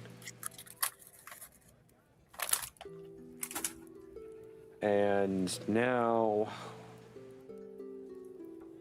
pretty much at the finish line, did we learn that there was a whole other problem that we had no idea that they were looking for, or that they were doing. There was a whole other goal they had, and looks like we kind of lost, didn't we?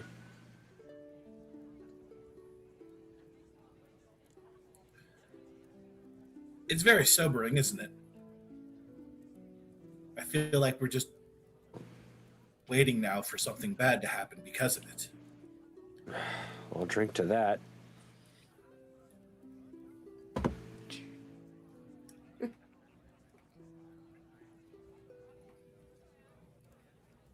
But we know they were looking for some kind of altar that contained keys. Like all 4, they need 2. They have 3. So even if we do stop them from getting the next one, it seems like the opportunity we had to stop them slipped through our fingers a long time ago. Now we're on the defensive instead of being on the offense. And I don't like that. I hate being 1 step behind, 2 steps behind. All the steps behind. How do we go on the defense when they're summoning the princes of the apocalypse? Look, I'm pretty strong. I can't stop a god.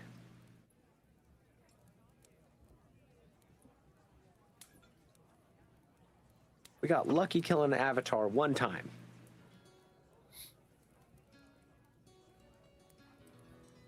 And if I had to guess, it's because it got a building dropped on it first.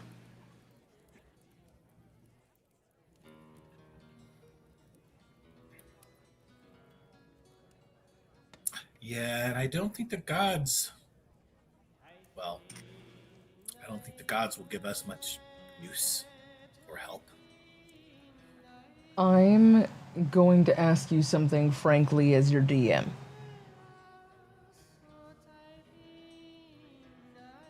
What are you guys as a party doing? I think we're trying to figure out like what our next steps are, because I mean, again, we had a mission not exactly completed, but we we found the Red Witch, Complete? terminated her, but now it's like, where do we go from here?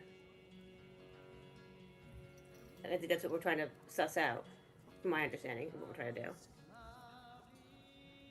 Yeah. Best thing I can think of, best lead I can tug on is going to see Delphin. Maybe we could get some more answers out of him.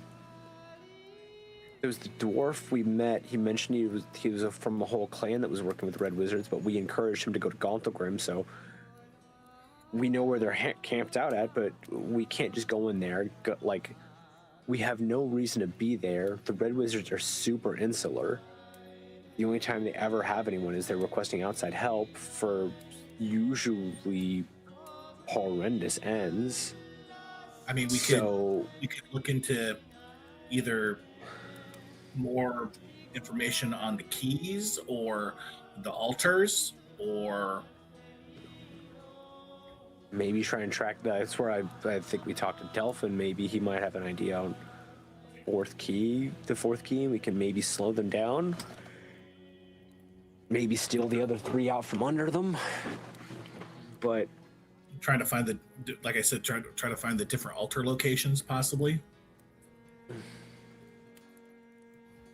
I mean, if we go to where they're camped out at, like, it's, I don't know about you, I'm not prone to leave a Red Wizard alive. It's I've got two groups of people it's on site with for ideological reasons, and it's the Zentarim and the Red Wizards. And is there some personal beef there? Yes. Are they also just the worst? Yeah. Yeah, they are. Maybe we go kick a hornet's nest and strategically transfer to an alternate location a red wizard and interrogate. You ever try to interrogate a red wizard, buddy?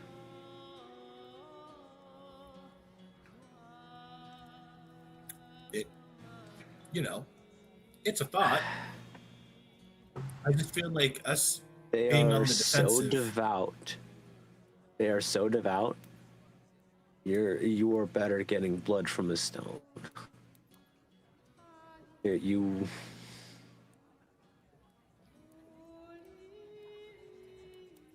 Better chances of gold falling out of the sky.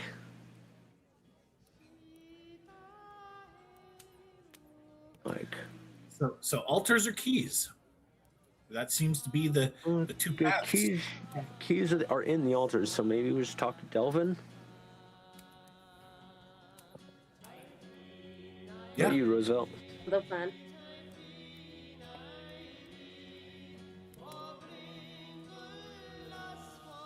So you're all in agreement then.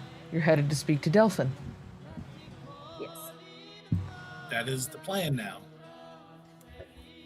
Perfect.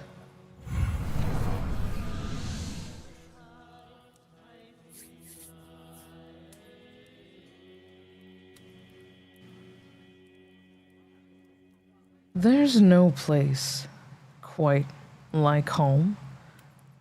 And as homes go, Daggerford isn't too bad. The whole town is draped in a thin blanket of snow. The guards at the gatehouse stamp their feet to keep warm as they wave you through, and all is quiet within. You look forward to a good night's rest, as much as you can. Delphin the wizard looks out a frosty window of his tower library.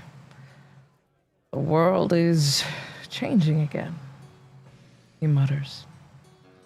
And yet, says the voice in the chair, the winter still comes and goes. The moon still waxes and wanes. Griffins are griffins. Not everything changes. Yes, I suppose that is a good thing. A griffin made of pipe smoke swoops past Delphin's nose. He disperses it with a wave of his hand and sighs. So, what is to be done with these red wizards and their hidden fortresses? Heroes, my friend. Heroes. Replies Delphin. That's your answer to everything, isn't it?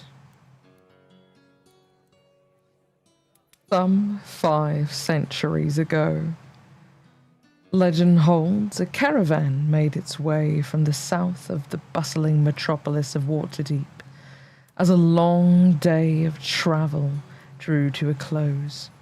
A wagon master sent his teenage son ahead to scout out a place for the wagons to cross the shining river. The lad named Tyndall discovered a ford perfect for wagons to cross. But in the dark, he was waylaid by a band of lizard folk, armed only with an old dagger. He supposedly slew 6 creatures before aid arrived from the caravan, and the raiders were driven off at last. This remarkable story spread among the merchants of the caravan, then up and down the length of the Sword Coast. The crossing was called Dagger Ford. And as the town grew up on the banks of the river, it took the same name, gradually combined into Daggerford. To this day, the dukes who govern Daggerford claim descendant from brave Tyndall. This story exemplifies the spirit of the Sword Coast. In the face of ever-present threats of lizard folk, trolls, orcish hordes, and harsh winters, the human settlers who founded the cities of Waterdeep, Neverwinter, Baldur's Gate, and all the towns and hamlets in between were indomitable, determined, resourceful, and brave. Their descendants cling to that legacy. Today, as worlds are torn asunder and gods work maddening schemes among mortals, the region around Daggerford is still fraught with peril. Its militia still guards the town with spears clutched tight against every threat. But Daggerford is a place in need of adventurers. It's been 6 months since you took the head from Darwa Dalian's shoulders. 6 months of following leads, 6 months of libraries and enclaves and leads to no end. And you're still no closer to understanding what it was they were after. What beyond the keys? What beyond the altars? The world isn't ending. But you wonder, at what cost?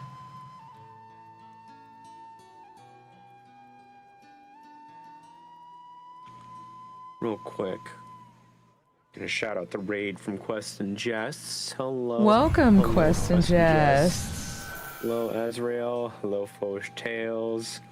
How you Hello, doing, hello, guys? everyone. Thank you for all the birthday wishes.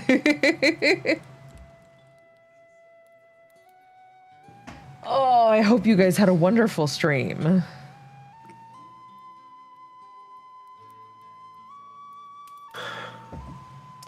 And you guys actually came in at the perfect time. Because, adventurers,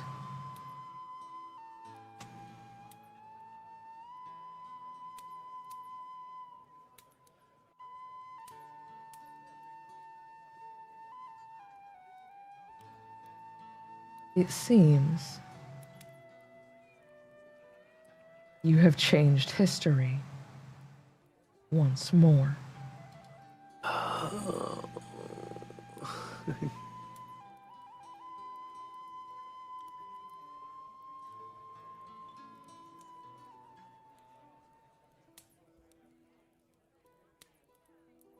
You awaken on a metal examination table in a dim, windowless stone chamber.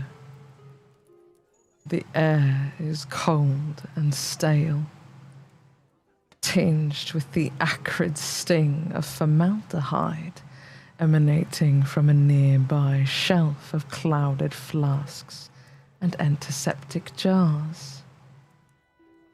Dried blood stains the drab mosaic floor and the edges of your table, and pained moans haunt the halls beyond the stuffy room. A human skull floats nearby. It bobs impatiently, watching you with slate-grey eyes that remain in its lidless sockets. The skull notices you are awake. and greets you with a nasal voice. Hey, Chief! I'm gonna ask you all to look at the live stream for a moment.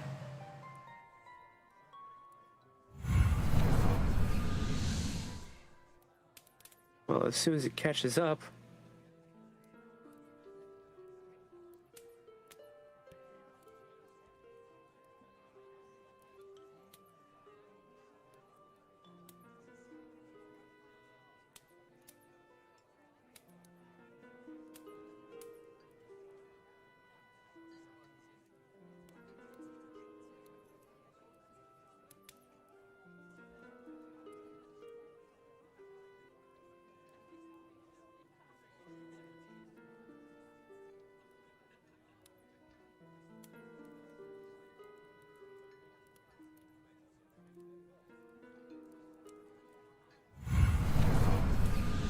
Crazy.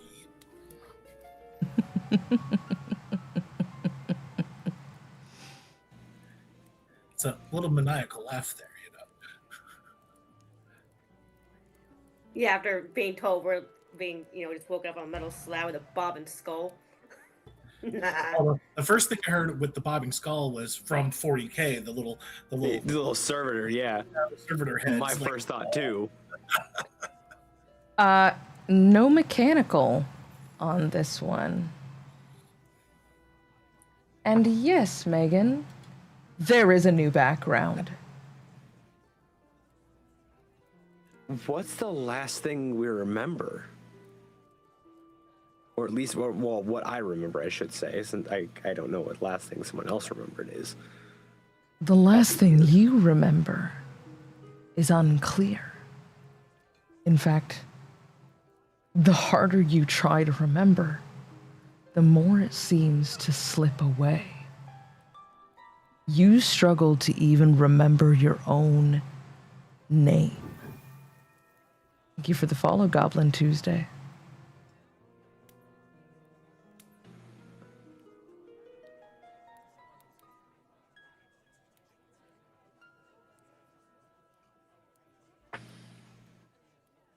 How's Roosevelt Hey, faring with his memory? Roosevelt? Yeah, what's the last thing he remembers? The last thing Roosevelt remembers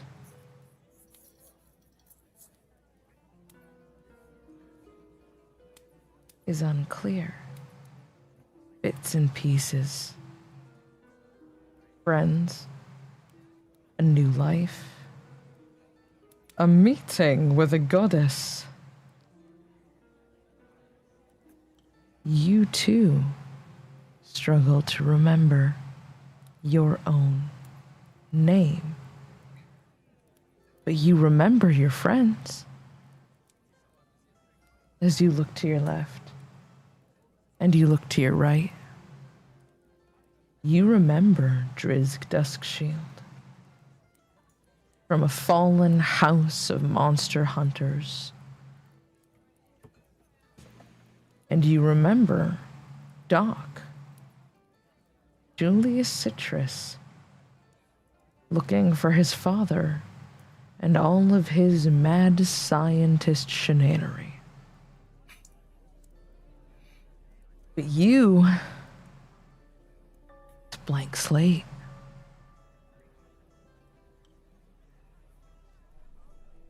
So don't remember anything about Gaz told us about, or not Gaz, sorry, Doc told us about his conversation with Gaz. Mm-mm. Okay. Well, I guess what about me now? What does Doc? You wake up on one end, and all you remember is, as you to consciousness, Gaz, gotta find Gaz. Oh, Drizzt, Roosevelt. Okay, whew, we're alive. Does that mean it worked? But beyond that, you struggle to remember details from before waking up. You know with certainty that you have a purpose, but you don't remember why.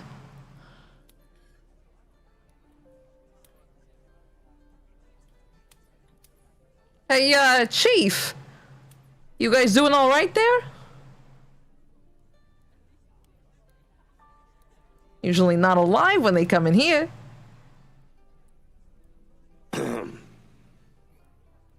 What? When you say chief, are you referring to me?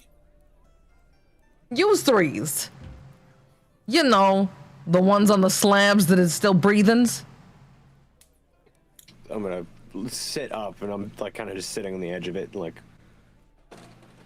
just propped up, hands on the side of it, just. How did we get here, and/or who brought us here? Well, to wound up in the mortuary, I reckon you must have been died and wheeled in like everyone else, but seeing as you still, you know. What do you mean wheeled in with everyone else? You know, with the dead. You're in the mortuary. It's where all the dead go. So's you had to be dead to get in here. Someone had to bring you in here from somewhere. You don't seem too surprised to see not just one, but 3 presumed dead people now talking before you. Yeah, how Listen many here, more kitty cat. Weirdest shit's happened to me in the last 10 days. A few fleshies ain't something I'm that worried about. Fleshies? Is that what you call the living? Yeah, you know, fleshies. People with skin.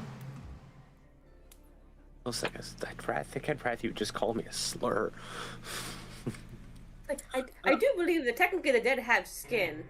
Let's circle And back not to the ones around here. Yeah, let's circle back to the prior comment. What do you mean this is not the strangest thing you've seen in 10 days? Oh no, Yeah. the weirdest thing I've seen in the last 10 days is one of the Heralds of Dust. Yeah, he's gotten so sick of his job, he tried eating human food. Can you imagine? A skeleton, all made of dust and bone, trying to eat fleshy food. I think he's going nuts. Where are we? Herald of what? Oh, What? you're in the mortuary. Well, no, obviously we're in the. But where are we? Like, what No, place? you're in the mortuary. You know, Sigil. You're in the place for the dead. Not just a place for the dead, if you know what I mean. I look Well, over I'm to half Dredson in, like, half out anyway. buddy, what's going on?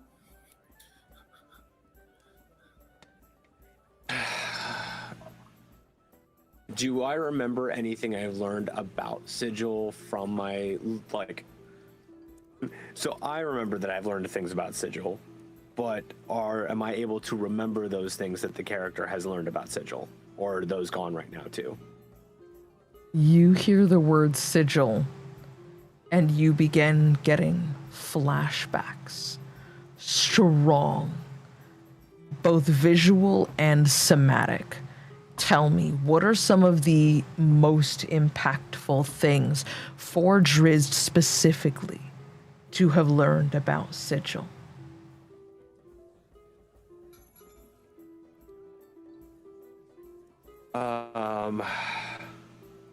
Oh my god, I'm actually having to, like, rack my brain for Sigil knowledge right now, because it's in here, and I can't remember all of it right now, because my head is killing me.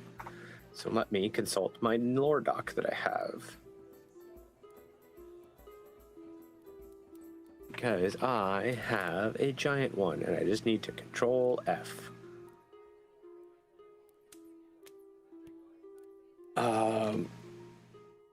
Okay. I'm definitely remembering that it's the City of Secrets, or the City of Doors, also known as the Cage.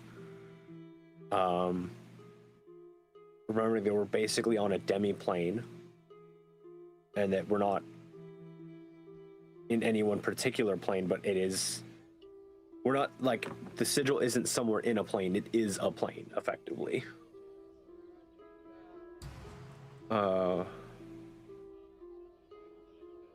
And it's almost like a nexus point in between different places too. So like it can be used as a place to get from one place to another.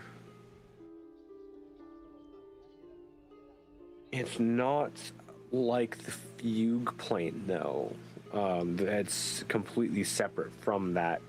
I will say, being here, your body remembers this feeling. There is something different about the outer planes in which all of these reside. Yeah.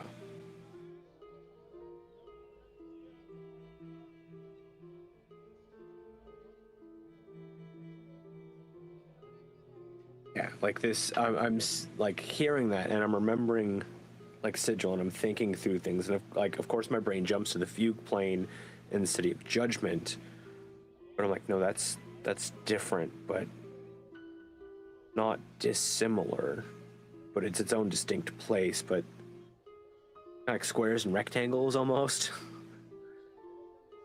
And so a lot of that, I would say the next thing that probably comes to mind are two events.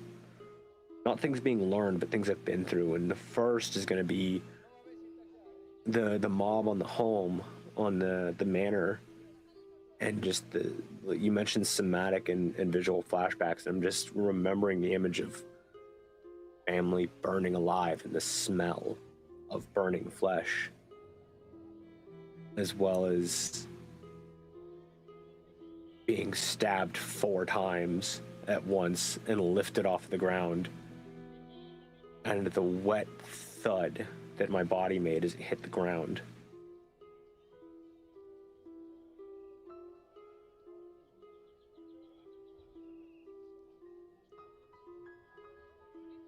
And I'm just kind of gripping the metal table harder. You all right there, bud?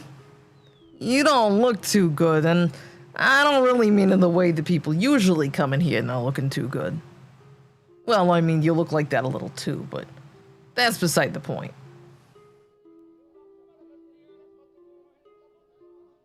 Yeah, I'm fine. I just need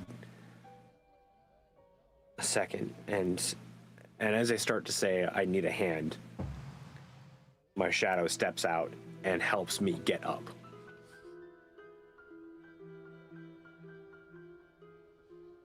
He just kind of, come on, buddy. You got this. You're fine. You're okay. But as I'm like holding the shadow, I'm like, hang on. After I'm like it's one of those, you do interact with the thing and then you're like, I wasn't supposed to be able to do that.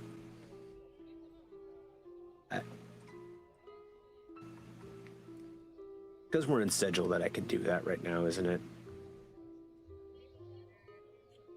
Hey, man, I may be the skull of an all-powerful lich, but I couldn't tell you. That's the first time I seen a shadow reach out and grab someone else. Pretty cool, though.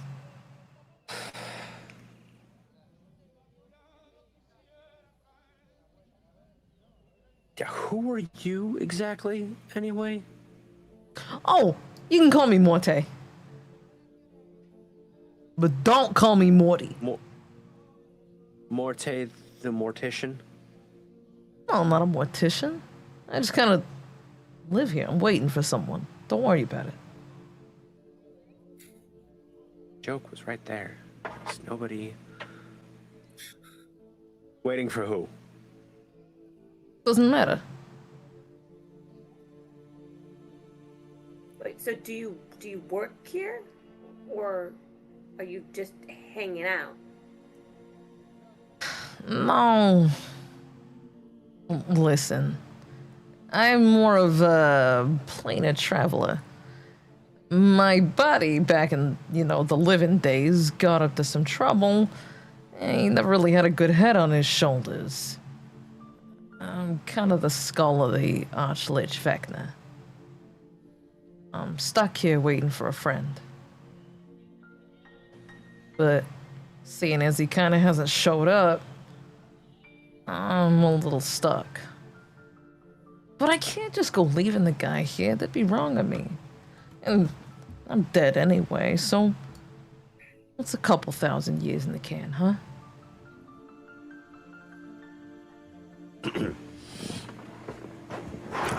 The skull of who?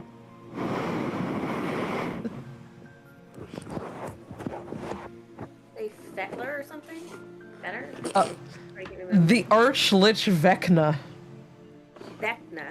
I can't even read my own writing. Oof. You, Kelly, don't know who Vecna is, but you, Roosevelt, hear the word Vecna come out of this skull's face, and you get a physical chill down your spine. And as you look at him, alarm bells for you realize that he does have diamonds for eyes. Very classy. To be popping some eyes, historically speaking.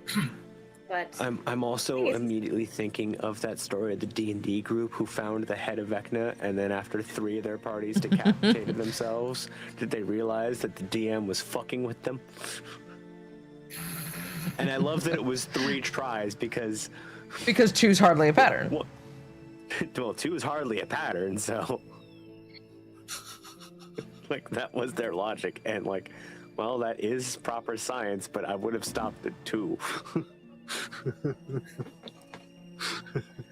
God damn it.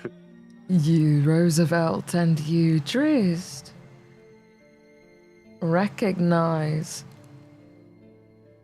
that skulls with diamonds in their eyes are quite stereotypical of demi-liches and liches. Do I remember Cranstover right now? Because I'm like out of character thinking Cranstover. I don't know if I remember him right now. I would say that upon seeing Morte's eyes, you have vague flashbacks of Cranstover, but no real details. Not my buddy. On the same kind of path is Doc able to start putting 2 and 2 together with his conversation with Gaz in this moment? I would say that you're beginning to suspect that maybe you've begun to make your way here, but it hasn't fully clicked yet. There are certain things you're like, oh, Sigil. I'm seeing the crossover here. He said Sigil. But that's kind of as far as it goes. There hasn't been a real aha moment for you yet. You haven't had an apostrophe. And would Doc know the name Vecna? I mean, given his history. And I don't know that he would, because you guys have always been into more mechanical and biomechanical arcane elements, whereas Vecna is pure magic. Okay. Yeah, he is 100% like regular ass magic. Not specialized magic. I mean, it's pretty specialized when you've been alive that long. I meant in the sub genres of all the different types of magics. Ah. Yeah, he hasn't niched down into one particular sort of magic. He's got a specialization in necromancy, though.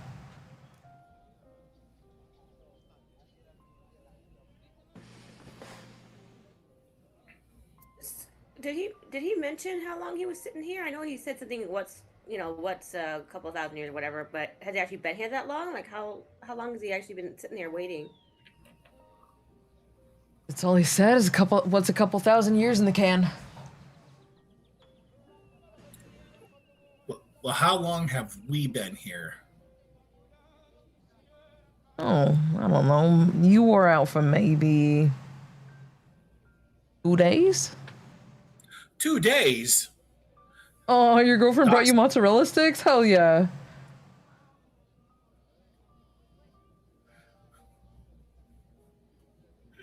Doc's eyes are just like, 2 days? 2 days? Yeah, but I mean, like, the fact that you even woke up at all is kind of a miracle, right? So, like, you should be praying to something, or maybe you were praying to something. But 2 days ain't bad considering I thought you were dead. Well, this goes back to the how did we get, what event got us here? How? What? I need explanations. Well, I ain't got one for you. You got rolled in here like everybody else because you're dead, or at least I thought you were dead. Some of you were at least partially dead. Beyond that, I ain't got shit for you. Couldn't tell you. Do you know who rolled us in here by chance? Oh, the collectors.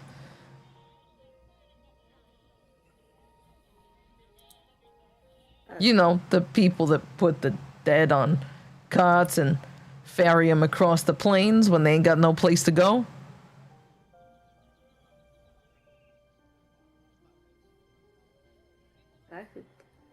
Listen, the afterlife is a bit like if you set off on a vacation with a ticket without a destination, Sigil's where you're gonna end up. Whether it's death, travel, spell jamming. If you ain't got a place to go, you end up here. Sigil is everywhere and nowhere, and also about 30 minutes on a perfect Tuesday afternoon in the middle of spring. Time don't work right around here.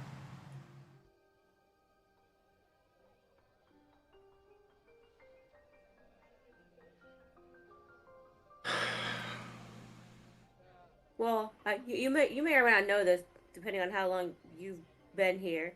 Do you know if they have, I don't know, documentation of the people who end up here, or no? That wouldn't give us any indication as to where we were collected from? I don't know why I'm hearing his accent. That happens when I hear an accent. Sorry. So, there used to be a guy, he was in charge of that, but I ain't seen Jurgle in over a century. He used to be the scribe. When he says Jurgle, Drizzt, Yeah, your brain fucking activates. Like, I was taking a drink and I need to set that down now. He used to keep this book with everyone's names in it. It was a record or a tome or something. And, you know, if he struck your name from the record, you weren't dead. Otherwise, you were in his book. It's a whole allegory for the living and the dead, and the passage of time, and the record of a human life, and the worth of a human soul across eternity, and shit like that.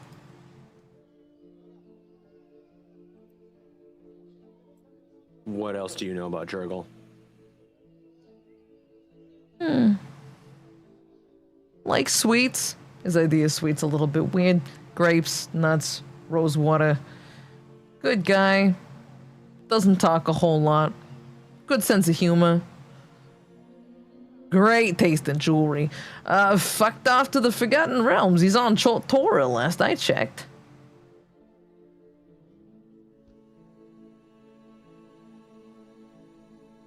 No, I couldn't tell you where. I wish I could tell you where. It's a mess around here. So, there's no one keeping up records now that he's gone? No. Something happened and his portfolio got given over, taken over, taken. And the 3 dingbats in charge of it, they don't care about the job. The mortuary's overflowing with souls, kid. Would I be familiar with that whole bit from my research? I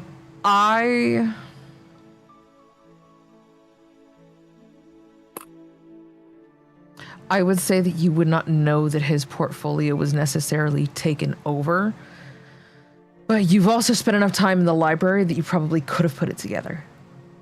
Okay. And when he says it, it makes sense. Of all the things that haven't made sense since you got here, that makes sense. And when you hear the worth of a single mortal life across all of existence, you're about to shit a fucking chicken. Mm-hmm.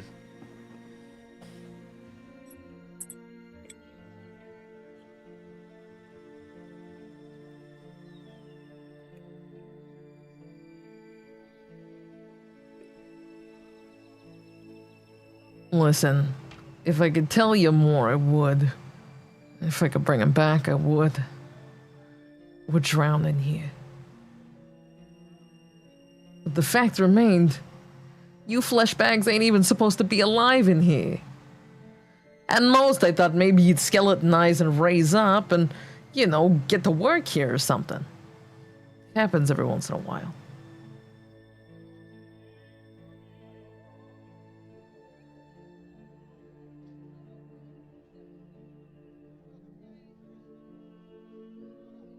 Considering the time it takes. Oh, don't do that. I was gonna say, considering the time it takes for a body to skeletonize. Hey man, I've been here a long fucking time. Well, yeah, you got me there. You said this doesn't happen often, as this occurrence of us three waking up, not normal, or happen often, I guess? No. Not even a little. As in, this is the first time you've seen this happen? No. I saw it happen one other time. But you're not gonna like it.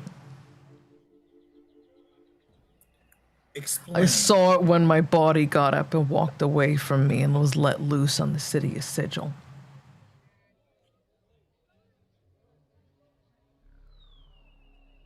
By all accounts, my worst half.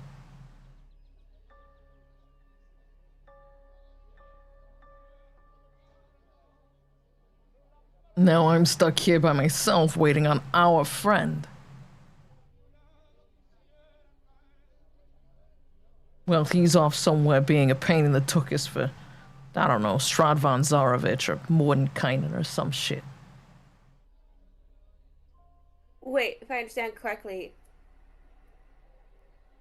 he was decapitated, presumably. His body got up and walked away. His head then skeletonized and is still here and talking at us.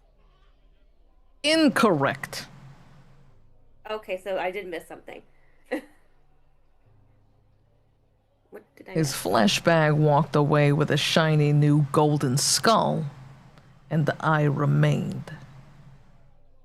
His heart decided it didn't need me anymore. I am not contingent upon his existing. And his existence ain't exactly contingent upon my presence.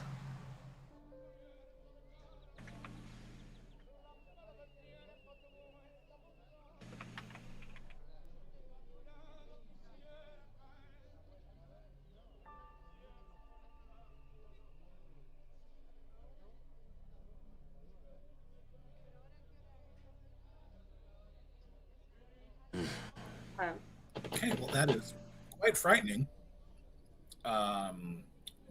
Doc is trying to picture that image and just no. Just no.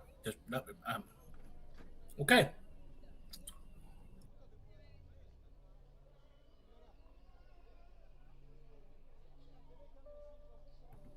So, I guess what do we do now? Where do we go in this place? Where is there to go in this place? And Doctor starts going on this. Why? How? Just. Whoa. One question at a time there, bud. You're gonna fry a circuit. You just woke up. Don't think too hard on it, huh? I ain't know how to get out of here.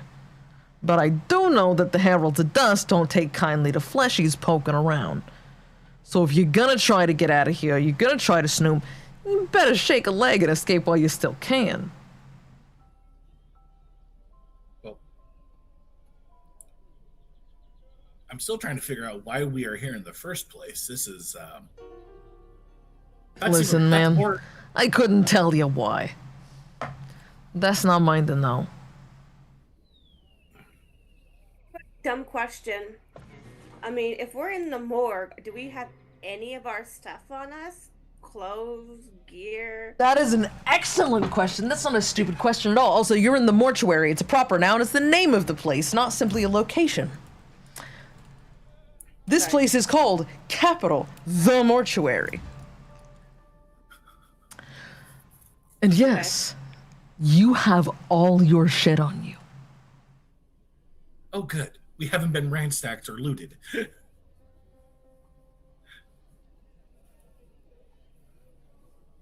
Curious. How many more, like, I'm gonna like kind of like look around, like observe more now that I'm talking to him for a minute. Like, just kind of see, like, how many like bodies that we talk about that I'm seeing, and what are they generally, the state of them?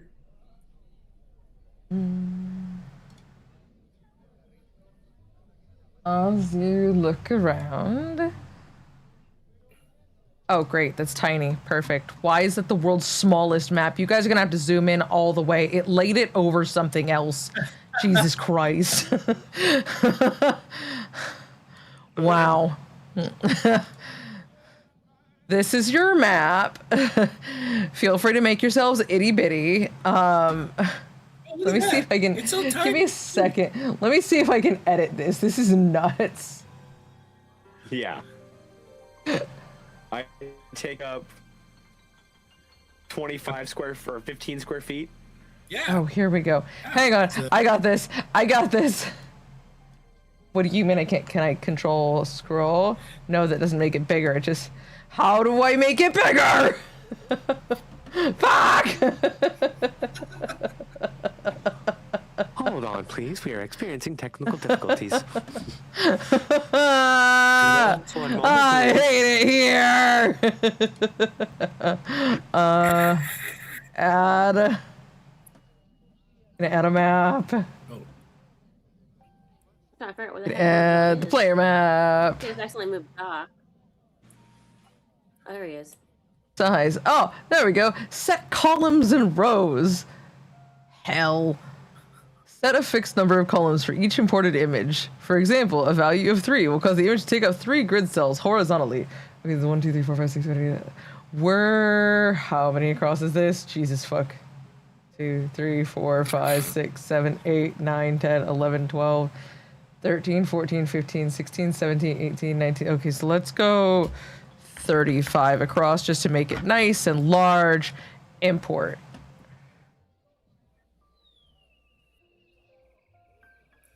Refresh. Loading. Loading. Still loading. What do you mean? Oh. Not rendering. It's still loading. Haven't dropped it on the playfield yet. Processing. Okay, that's better. It's still little, but it's better. Okay. It's big enough. Yes, it's big enough that you guys can see it now. Let me get everyone over to combat so that they can see it. This is the map of the morgue. Yay.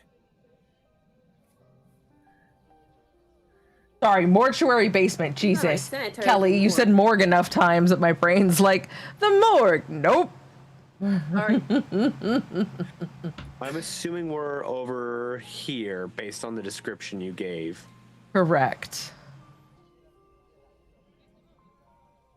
Boingy, boingy, boingy, boingy, boingy. There Oh, are and there's 4 just bodies. other bodies in the room, all in various stages of decomposition.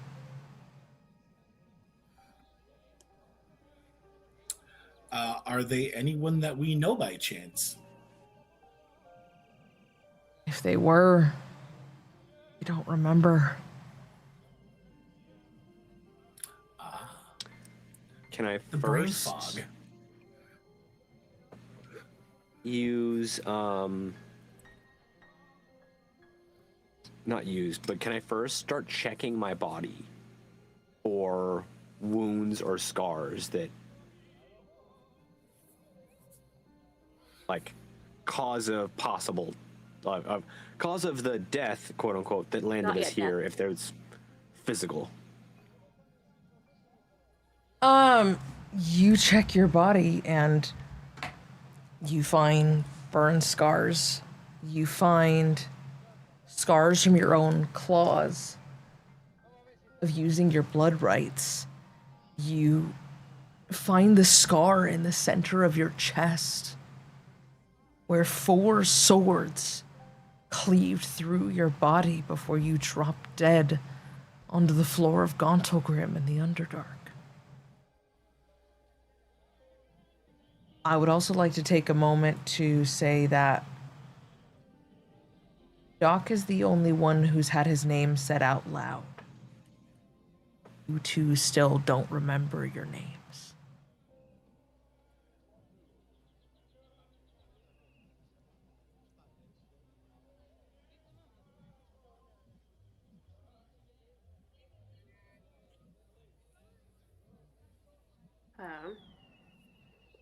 Do you have a toe tag? No.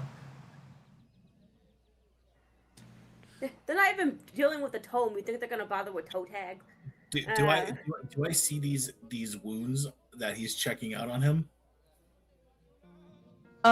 Yeah, you, as you're looking at your companion, you remember them, but as you're watching them kind of half undress and check themselves, it kind of dawns on you for the first time that his blood magic, that is actually a physical sacrifice he's making every time. You almost thought that it was maybe like visually flavored up until now, that it was just something that Drizzt had done to make it look monster huntery and brutal.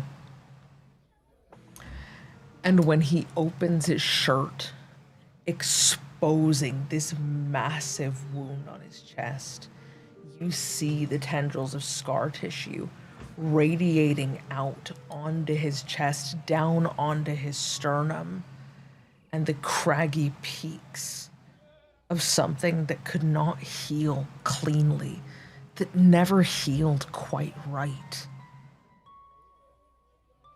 And you notice the pallor of his skin. More green than purple now. It looks very orky in this light. Less elven than you particularly saw him before. There is something very, very raw, very real about your friend in this moment.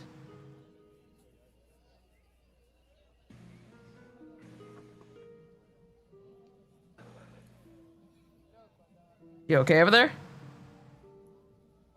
Yeah. It's just got a bite. Yeah, Kind of kicks like a mule. it's supposed to.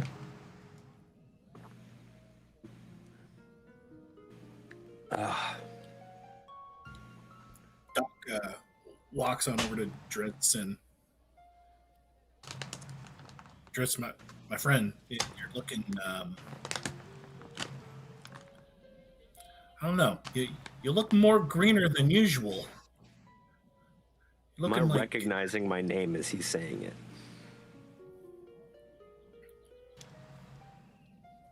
You're smart enough to put together that he's looking at you and talking to you. But when he says Drizzt, identifying and connecting that to yourself is not actually the first thing that comes to mind. He says Drizzt, and you think of Dark Glass and Do'Urden.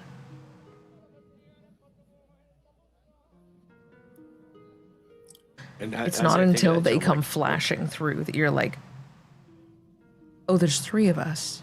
Someone said that once. and also like as those kind of memories come crashing through, like, okay, I'm remembering some of my friends at least, and I know I can't say for certain if I remember them all.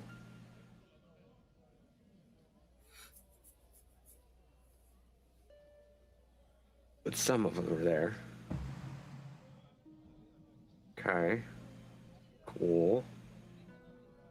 He's just kind of biting on one of his own claws right now and just... And do I remember being more purple too? Or the fact of, am I remembering the fact of like, yeah, no, this is how things have been for a minute. And You don't remember any of it. In fact, as you're chewing on one of your claws, there's a moment where you become very aware of the fact that it is a claw, and you're almost taken aback.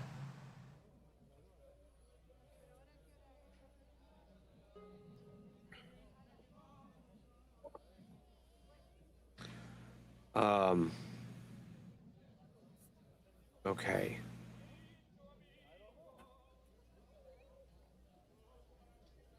There are clearly things I'm not remembering about myself. Because I don't remember being anything other than the screen.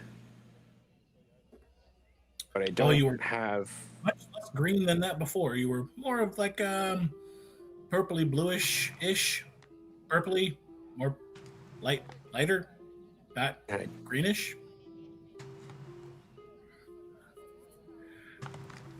I don't remember having these.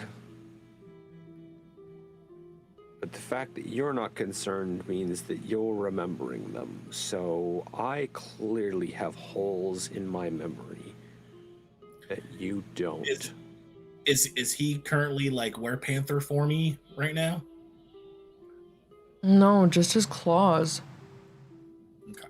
Yeah, the claws are always out now. Ever since that, the claws are always out. Okay. Think of them in place of like manicured nails. So like, but built in.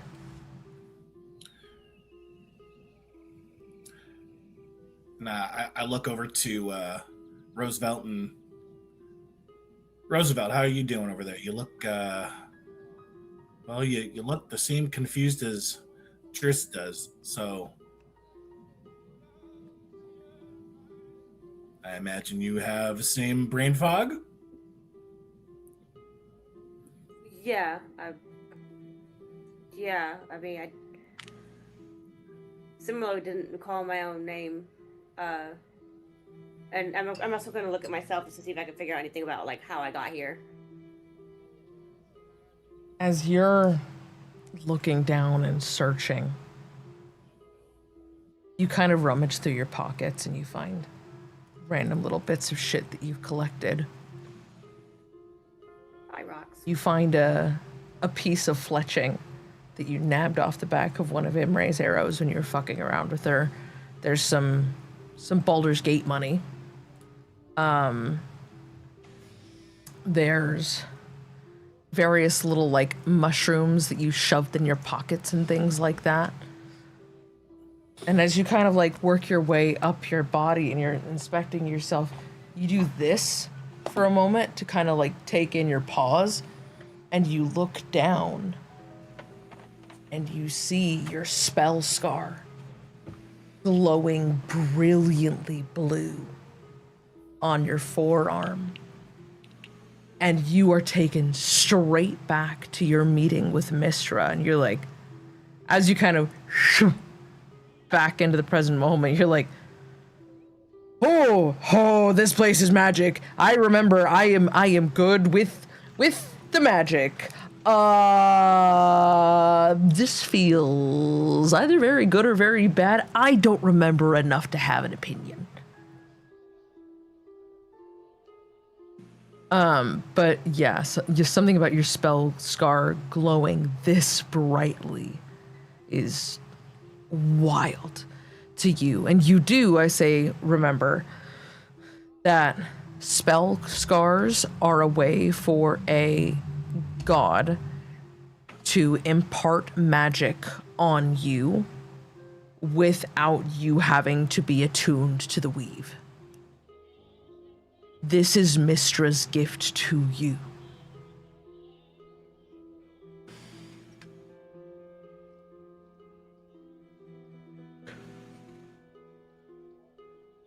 But I can't, there's nothing I'm finding on me that kind of gives me an indication as to, like, what near COD was.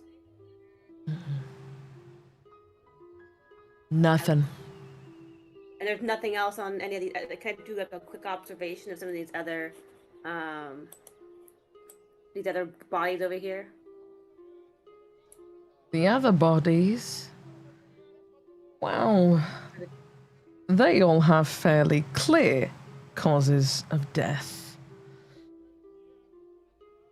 You see one of strangulation. One at first seems unclear as he's mostly skeletonized until you see the notching of his ribs. A third, his sternum crushed into where his organs should have been. And the fourth, well, let's just say a cannonball-sized hole to the torso isn't generally survivable.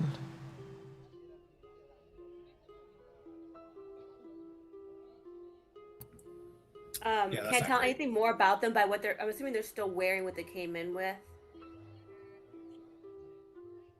They don't have any belongings on them, but they mostly have very regular clothes. Couple of adventurers. You see what looks like a traveler and a wizard in robes. Killed by his own fireball. He should have asked how big the room is. Probably.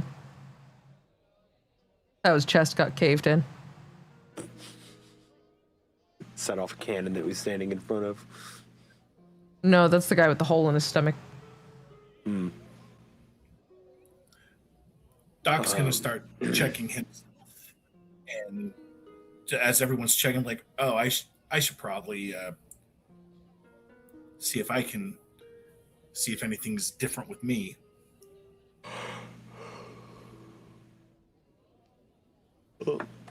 As you go to check through your body, you're kind of like, you your armor. You're like,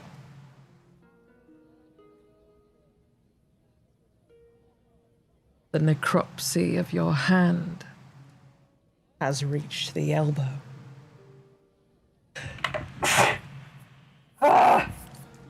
Bless you. Thank you. Something tickled my nose.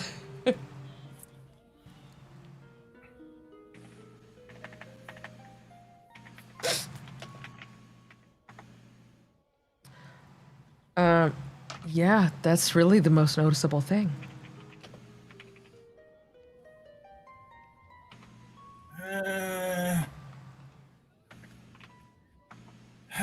Okay, well, nothing else is out of the ordinary, so I guess that's good.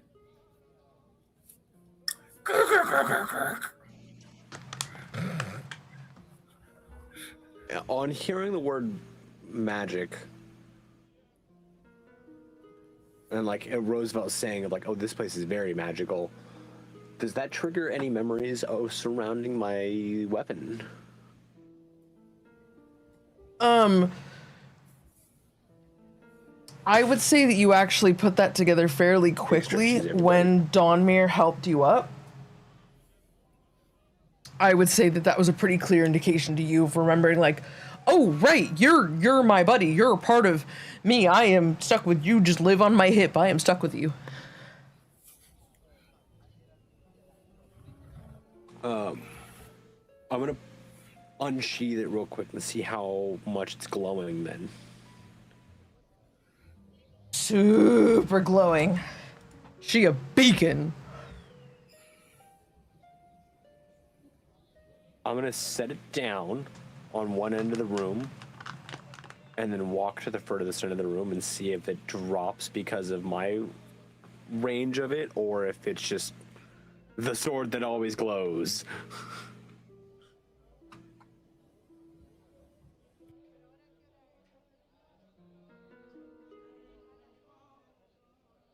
It doesn't matter how far away you put this thing and step away from it.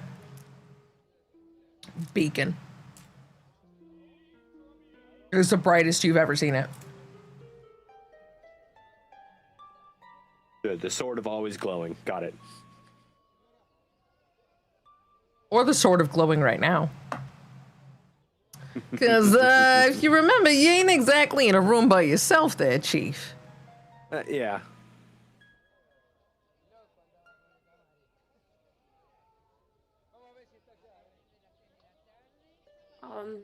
Is there anything else in here, this room worth like looking at? Where's my little thingy? I've examined the bodies. I'm assuming these are basically There's just for nothing of value on blood. the bodies, but the shelves have a couple healers kits, a few flasks of embalming chemicals, and like a polished scalpel. Very standard mortuary shit. Okay. Well, I'm kind of. I think I'm kind of keen to. I don't know. Get out of here, since we're literally not supposed to be here. Yeah, can you show us the quickest way out of here? Because that would be great. This is quite creepy. It's like I said, I don't know the way out. I just waiting here. I'm waiting for Good someone. question.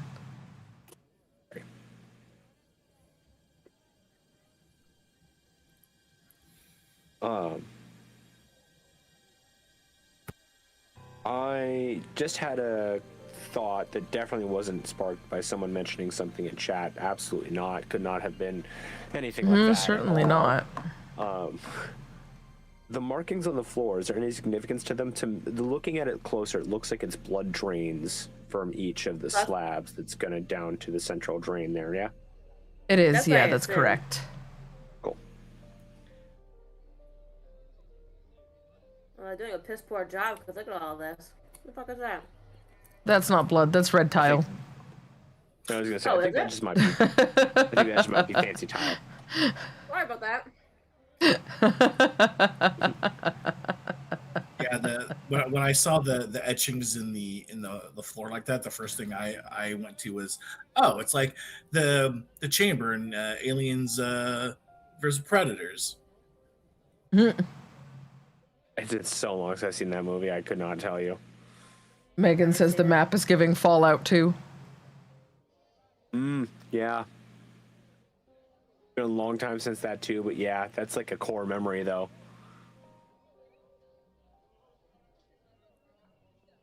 So, as I go Or past the this floor right is here, from Hellboy. is this like a door? I'm assuming just a locked door. Or That is a maybe not door. locked. It's not locked, it's like a push door. Think like OR doors.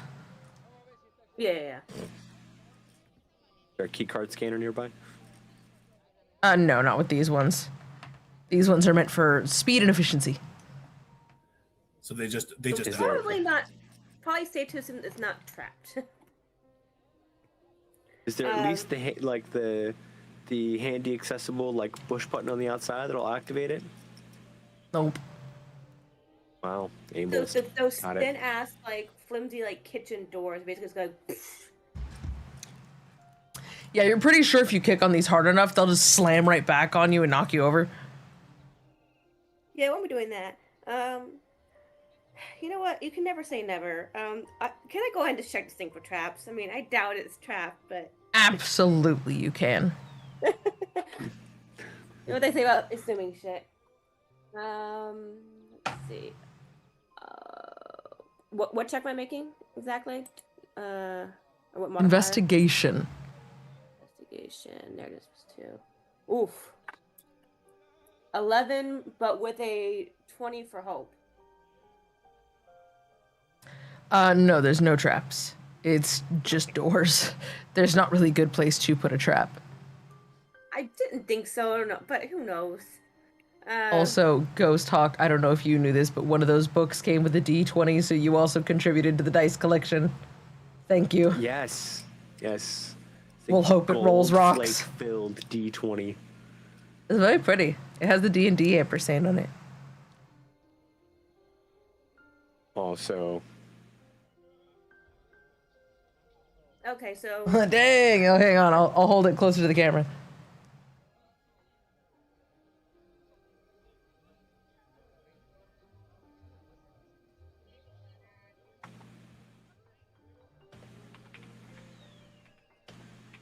Simple and pretty.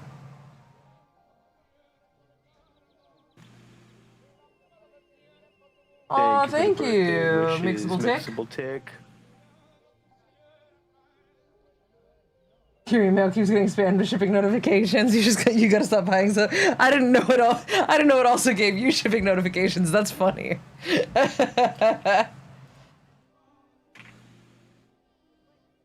okay, so if you guys are okay with that, I think we should, start by going through these doors and going from there.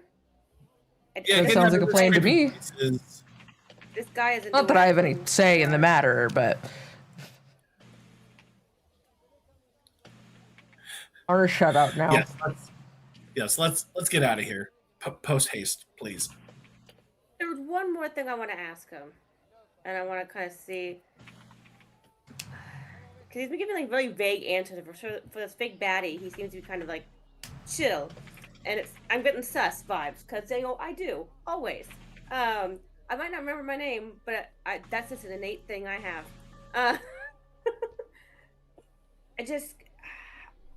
I come out. Like, stop antagonizing the chat. What? Thank you, Mixable Tick, for the follow. Thank you for the follow. I'm not antagonizing the chat, just the. You can continue, Kelly. My apologies. Sorry. I just want to ask him, I was like, you say you don't know how to get out of here. Happy birthday to you as well, Snowman Sam.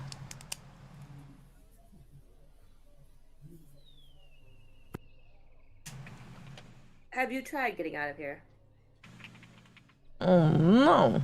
Like I said, I'm kind of waiting for someone. It's real important, so...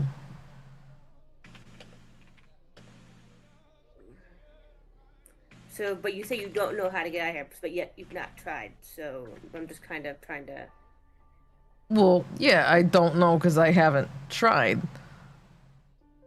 Isn't that the saying? What? You don't know if you don't try, and, well, I haven't tried, so I don't know.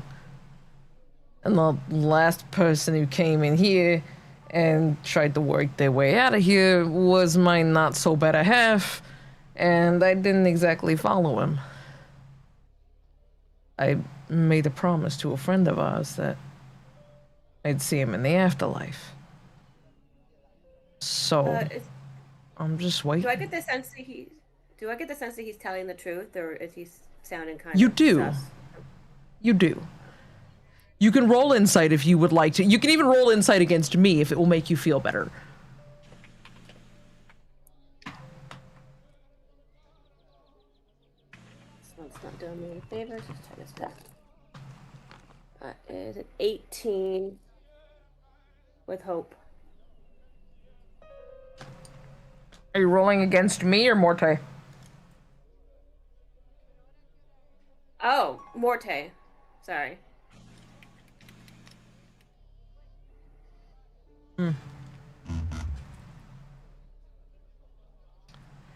Yes, you get the sense that he's being genuine. He's pretty dusty. He looks like he's been here a long time. And honestly, he seemed so excited and horrified to see live people that you don't really see him feeling a need to deceive you. Okay. I guess I'm just weirded out by the fact that he's waited here so long for this promise, but I guess I can leave it alone for now. And if everyone else wants to continue on, but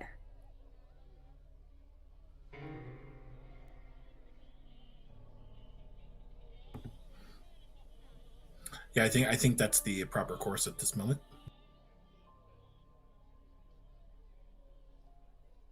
I definitely Listen. say so. If I could help you, I would. I mean, if he hasn't shown up at this juncture, you think,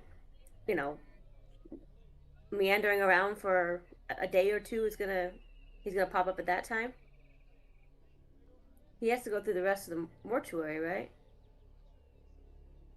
No. They wheel everyone in here. And Kaz didn't exactly believe in no gods anymore. So, if he's gonna be somewhere, here.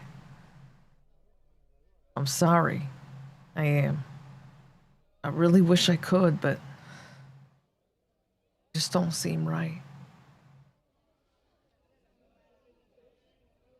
He's my buddy, you know? Only one I ever had. Or I guess we at this point.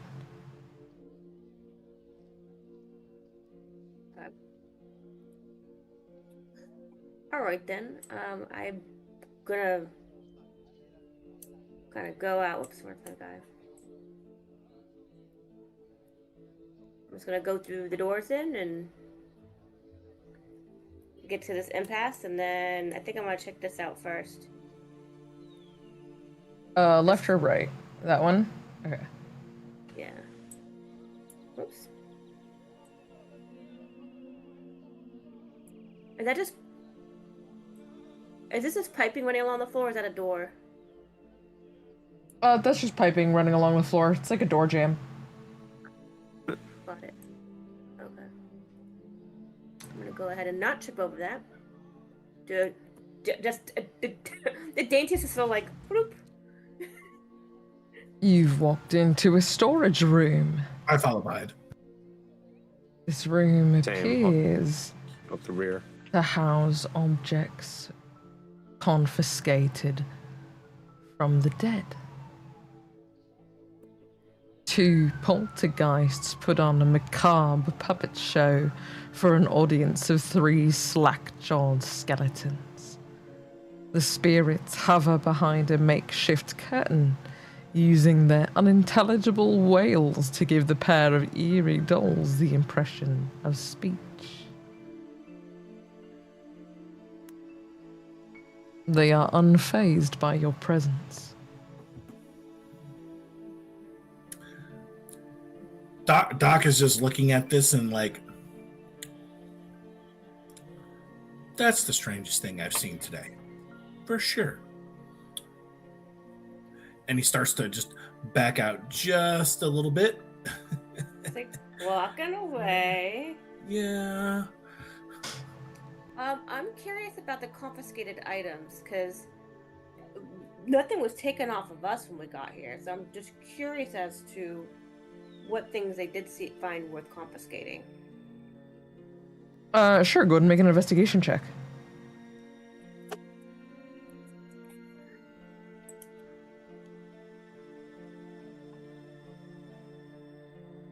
Oof. 10 with fear. Jail. On a 10 with fear, you see that there are 3 different uniforms folded neatly upon the shelves of this room. One of the Flaming Fist, one of the Harpers, and one you do not recognize except for a tiny blurb that flickers through your mind in a book you once read from a colleague. You remember the word Zentarim.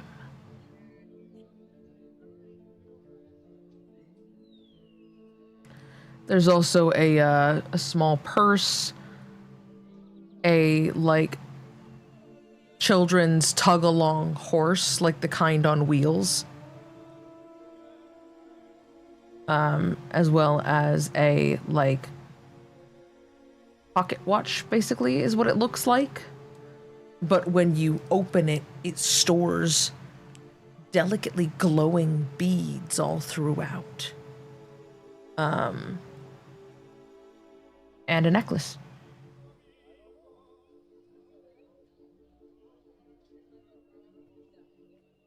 Do I know anything about these glowing beads? I mean, it kind of seems weird. He says a pocket watch-like thing, but it just looks like a pocket watch. It has beads in it.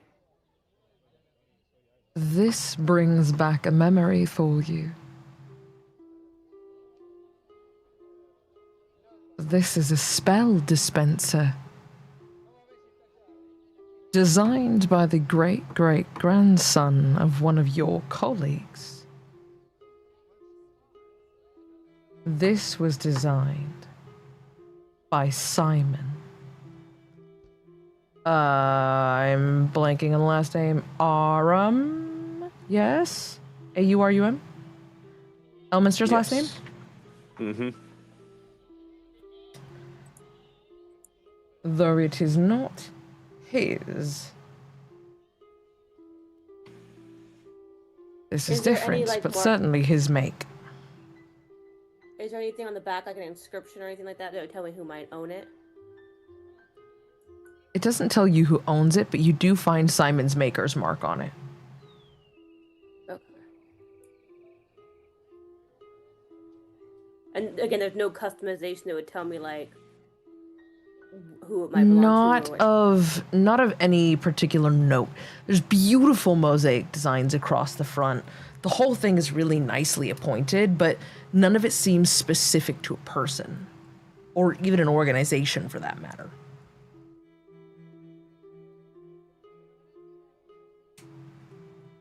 Thank you for the happy birthday, death day wishes, Panda Jingle, question mark. I mean, I guess every birthday is a death day when your nickname is Death, so. It both.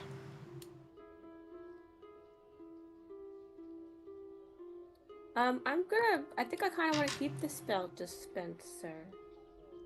Okay, you can keep the spell dispenser.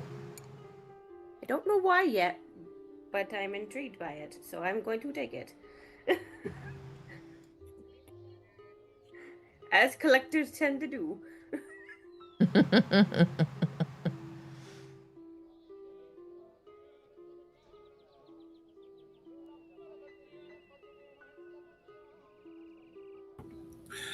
Doc is gonna meander on over to this room with the table and what looks to be a body strewn about it. Yeah.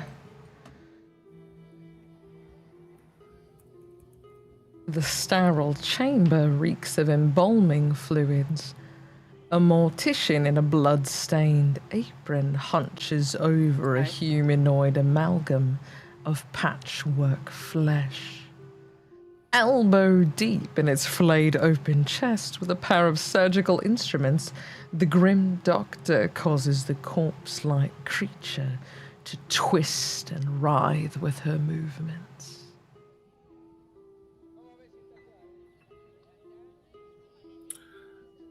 No, I take that back. This is the creepiest and weirdest thing that I have seen today.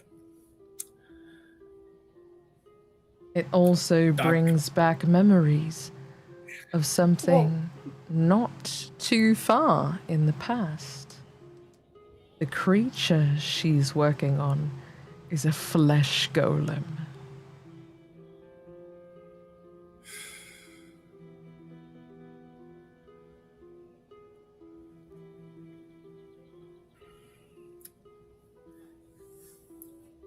Doc continues to scan around the room and take a look at what else is going on in the room. Wait, Panda Jingle, do you really think I'm 29? Or is that a joke because you think that because I'm AFAB that I'm never turning 30? As you scan the rest of the room, go ahead and roll an investigation for me. Unless you're not intending on walking around and risking the mortician seeing you, in which case, go ahead and just roll perception for me. No, I'm gonna stay at the doorway there and just kind of give like a really attentive like scan, like a slow scan, kind of once over, Then give me a perception roll. Okay. Do. And okay. So I got a 16 with hope. A 16 with hope. Okay.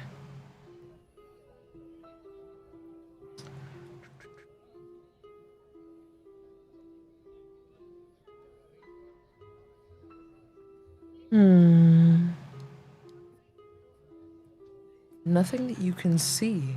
All surgical instruments and experimental equipment. Experimental, you say?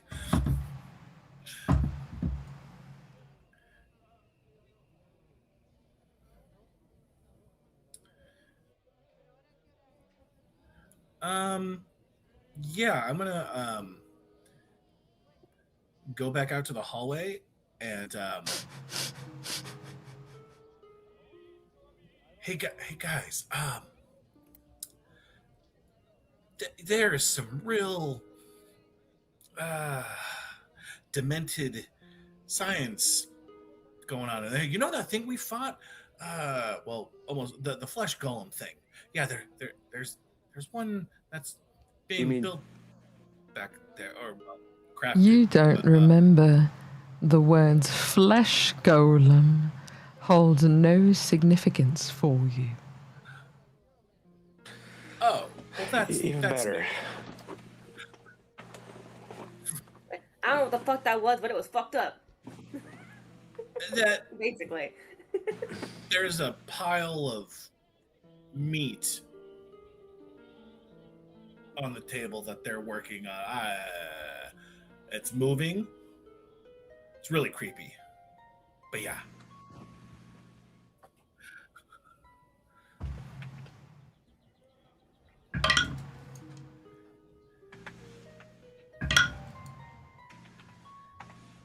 Okay, well. Mm-hmm. We should probably continue getting out of here because this is Yeah. just really bad vibes all around. Just bad vibes. Just gonna like peek around. No, yeah, that's. I don't know what that is. I don't like that thing. That is big. That is meaty. I'm good. Thank you guys' word for it. Shall we? Let's see here. Where do I go?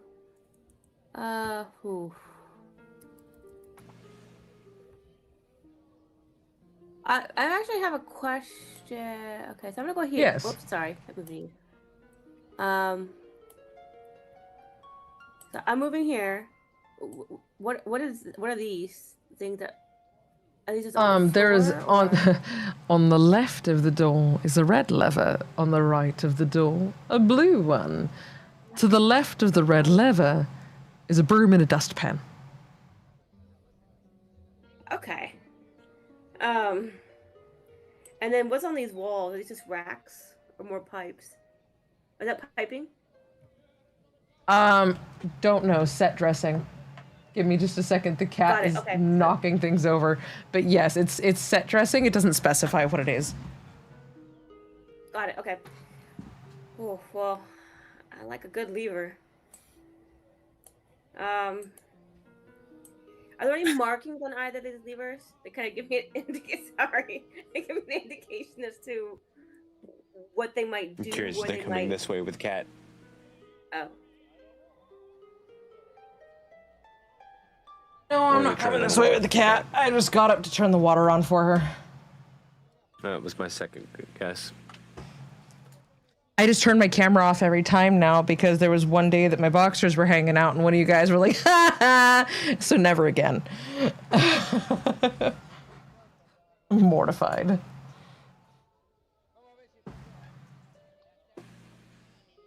Sorry, Okay. what about the levers? You were seeing if there was anything around them that would tell you about their usage? Correct. Let's see here. An ashy broom and dustpan lean against the wall. Oh, I'm so sorry. Outside a narrow corridor with an iron windowed door. 2 levers, a blue lever in the upward position and a red lever turned downward, are set into the walls adjacent to the door. An identical door stands closed at the end of the passageway. There are no signs, there are no indications. They're both fairly equally worn. Can I? Simpsons predicted that moment. Thank you. Or could I then head down this hallway and take a peek down here? Oh, yeah.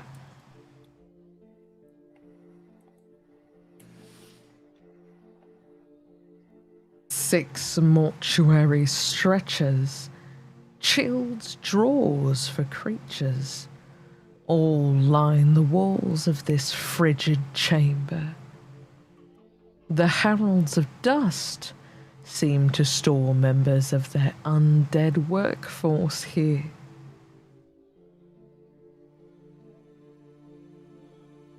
Cool. Love that. That is so neat. I'm gonna just traipse back on down here. I'm just gonna back up now. Mm-hmm. You said this was a sorry. You said this was like a gated door, right? And I can see straight through there. That the other side is exactly the same. Over here. Yeah, so you're looking at an iron windowed door. Okay. The one in front of you is down, but you can see through the window that there is an identical door at the other end of the hallway that is also closed. Can I see Yes, anything Sunglasses else right Vincent here is through this back. window?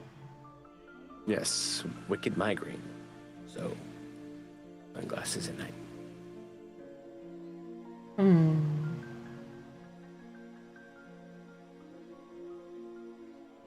Also why I'm a makeupless Vincent, as much as I would love to be in full face. No, the only thing you can see is there's a worker past the other door somewhere that like kind of wanders back and forth every once in a while.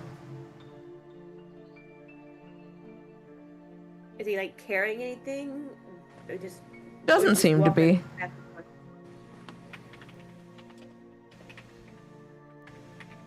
Okay, well I don't want him to see me, so I'm gonna go ahead and scooch my boot down here.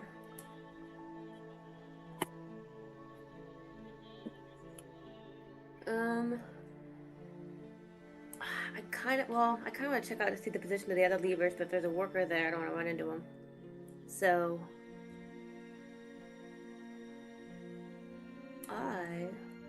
well, actually, I guess we have to go through there because that's the only other access point, isn't it? Mm-hmm. Uh-oh. Okay. Who wants to pull the lever?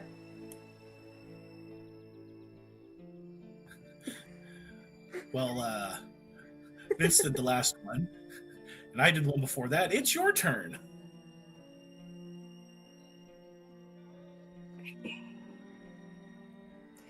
Eeny, meeny, musk.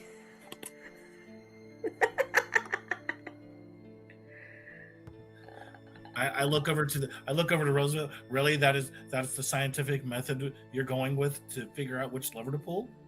Well, I've already done a thorough examination of the area. I don't see an instruction manual. What else would you propose, Doc? How about we pull both at the same time? Well, we can't because one's up and one's down. Oh, I thought they were both. Okay, So- well, that makes more sense now. I mean, theoretically, you could just switch the positions, but Oh, yeah. Yeah, let's they're do not. that. Also, by all means, feel free to hit me with psychic damage for calling this metagaming. But I can see 2 levers on the other side of the hall. Can I see those through the hallway, or are they? No, I wouldn't not? say you can. Okay. Those are Very 50 fair, feet that's- away and on the outside of an alcove on which the door is inset with a very tiny window.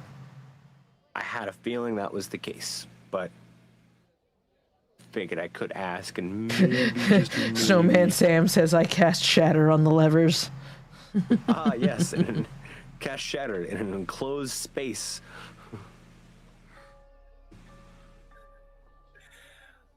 All right. Well, I'll grab the down position. Okay, so Stu has the Grab blue red one, and Kelly has the red one. Let me look. I can actually see them because they're separated. Hold the lever, Kronk. All right. On the count of 3. Okay. And I'm going to take a few steps back. So on the count of 3, I flip up and you flip down. Okay. All And right. as the door opens,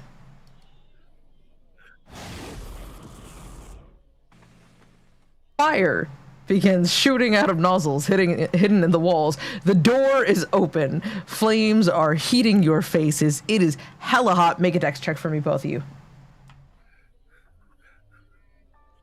Alright, well, I need a new die, because those are the Well, ones. I got a The The flames, by the way, are continuous. I just don't have a continuous flame sound. The flames are still going.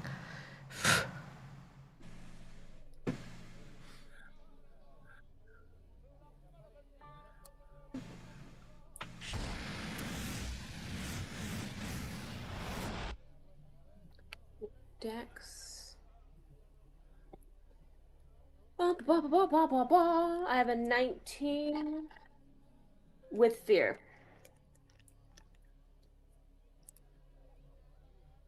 A 19 with fear. Okay, you jump back and you do not get your fur singed.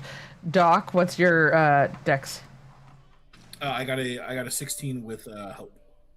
Okay, the flames are still flaming. But you both managed to jump back and avoid getting burned. And sorry, I- you said they're coming out of like the wall behind. They'll leave them here. No, the door is open, therefore the flames are running towards the oxygen. They're coming out of those little nubbins on the walls, which are actually hidden nozzles. You're Got it, welcome. Got it. Okay.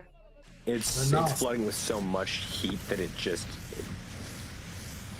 there's flames shooting out both ends. I pull my lever. I put my lever back down. The door closes. The flames persist. Okay, I got it. You put yours up. I'm gonna put mine down. They need to both be down. As you switch them, the door tick, tick, tick, tick, tick, tick, tick, tick, tick, opens, and the flames stop. Okay, here we go. Okay. Good thing there's only 2 levers, otherwise we could have been here all day. Yeah, and you would think that the red would be fire, but that's just too obvious now, isn't it?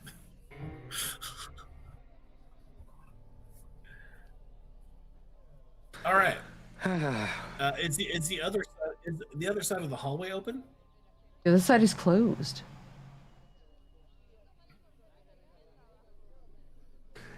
Okay, hang on. Both of you take a step back, like there and there.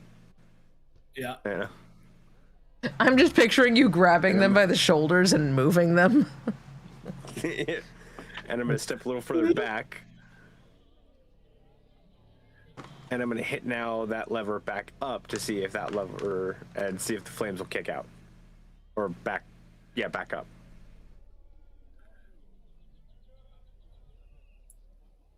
Well, you're on the side of the door lever, so no. The door comes down. I thought the blue one was the fire. Blue is the door. Blue is the door. Oh, sorry. Okay. Stu said the couldn't be the red one. That'd be too obvious. Yeah, but he was wrong. Gotcha. I had said less than 60 seconds before that the red one controls the fire because when Kelly turned it off, the flames stopped. I did not hear that. Okay. That is my bad. Okay, so now that that door is closed, can I peek out and see if the other side's open? Still closed. Okay, fuck. Well, then flip the lever. Doors open. And...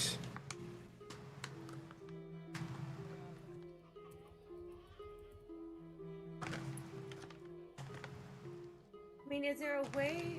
I mean, it'd be a huge assumption that if we were to go here, can we reach? What's the distance? Actually, wait, hold on. Where's the measured thing?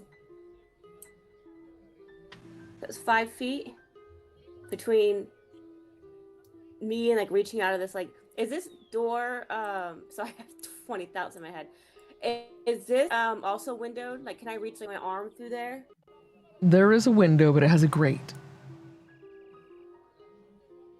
Like, how narrow of a grate? We're talking like this. Or are we talking Too like small for your arms. Have you seen your Walk Portrait of over the here. Realms?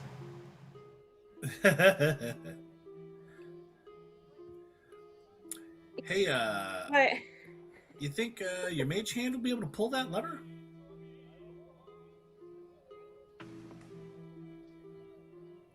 My what?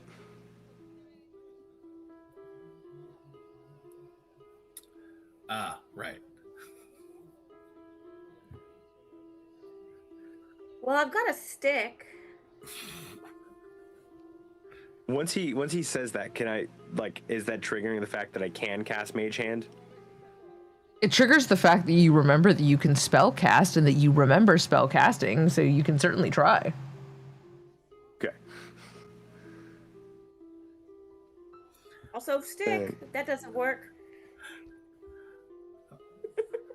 And I will head down and I will... What do you want me to roll to try to cast? What would you like me to do for that? Just describe to me the process that you go through. Someone who has just learned that they might potentially be able to cast Mage Hand. What is... Walk me through this. Picturing there's a little bit of, like...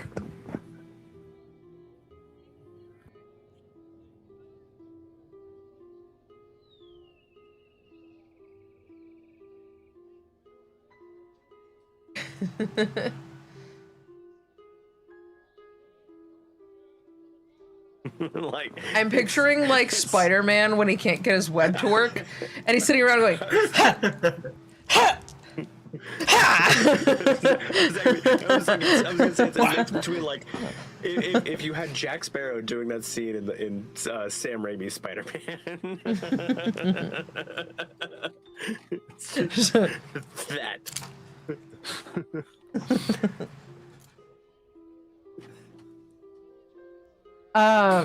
Yeah, we'll say after toying around for a moment, as you do, an undead worker with a name tag that reads Maurice comes over and flips a switch you didn't know was there. Roosevelt and Drizzt, you are now inside the incinerator.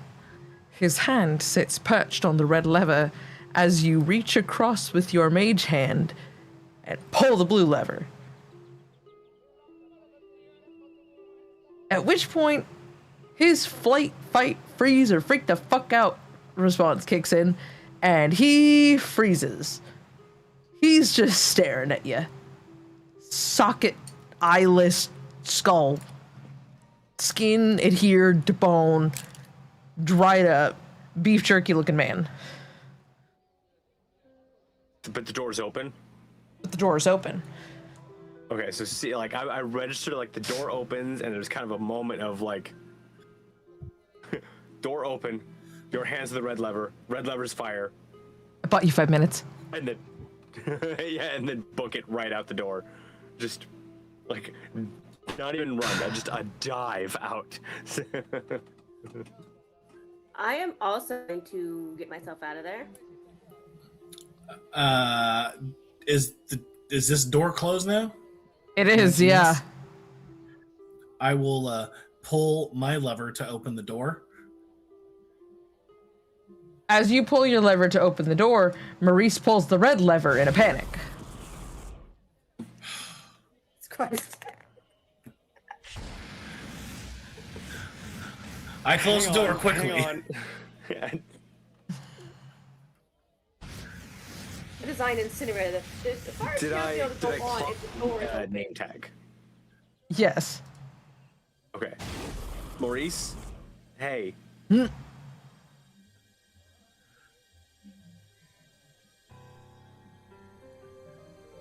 I'm sorry, was the out of character? Was the confusion, or is this a Billy Butcher situation where he cannot speak?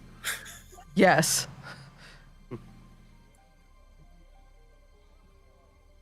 Cool.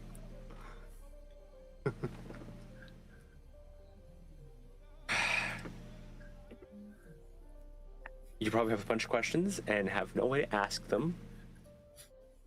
That was probably rude, I'm sorry. That's our friend. Please let him through. We woke up in the mortuary. I don't know how. Long story. I'm just trying to get out of here, man.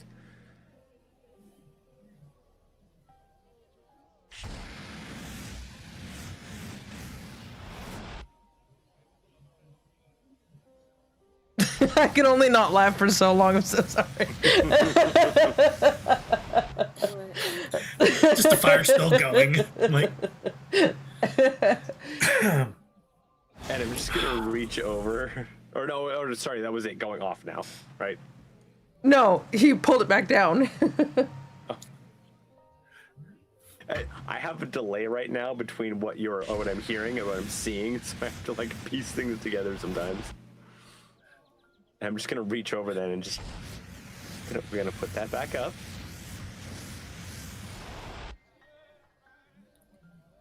And I'm gonna look over and be like, Doc, open your side. I pull my lever back, so the door opens.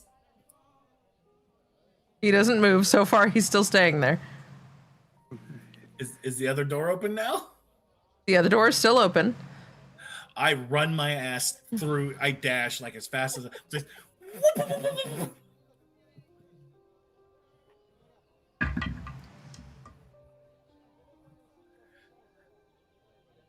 He rolls a 21 to try and dive for the safety mechanism.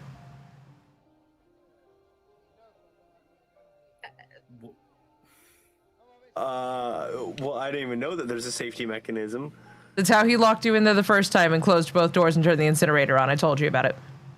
Gotcha. Okay. Oh, okay. Then I'm gonna. What do you want me to roll to try to stop him? Because I'm gonna try to reach for him and stop him. I'd say athletics. Athletics. Okay, that's got a good plus. It's got a lot of plus. Big plus number there.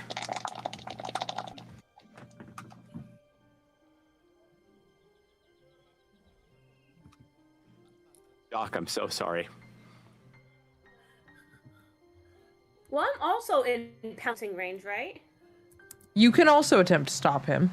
There is an eyelash in my eye. There's an eyelash in my eye. Oh dear God. Oh dear God.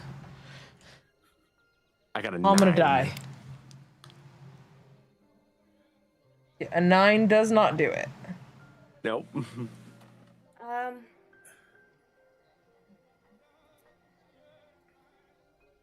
This is not a big guy, right? No, he's literally skin and bones. Yeah, but I mean, in terms of like, okay, I could take him. I'm just gonna bear hug him. Basically, I'm just gonna go. I don't even want to fully tackle him. I just want to grab him and kind of like move him away from the lever and all. Oh. Can I yeah, then make an attack roll, man. Also, can I do something as a reaction as I see him trying to go for the lever? Sure. Hello, the 20 I'm rollers. going to cast Absorb Elements. Hi, 20 rollers. I'm gonna cast Absorb Elements on myself for fire. Absolutely, you can do that. Yes. There. So as I'm running through, I put my hand on my chest, like No, no, no, fire, no, no, fire, no, no. fire, fire, fire, fire, fire, no, no, no, fire, fire, fire. That's awesome. So yeah, so there's that. Is there anything I need to roll for trying to get it out, make it out of there before, or? I would say I will allow you to, since you're dashing, make an athletics check to see if you can beat him. Oh, good, good. And I rolled a 21 with hope. 21 with hope. Yes, you can absolutely tackle his ass. I think I didn't want to tackle him. I wanted to gently bear hug him and take him away.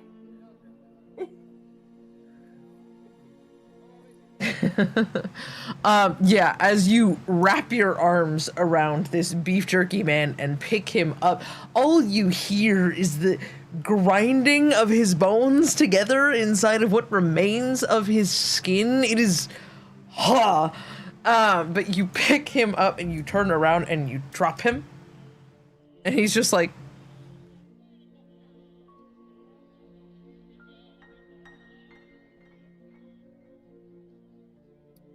and he turns and he walks away and he goes back to his duties.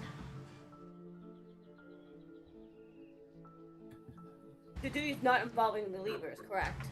Yeah. Okay. Is the door still open though? Door is still open, yes. Oh, good, good, good. Am I able to make it through? Yes, without you getting are. Singed? Okay, good.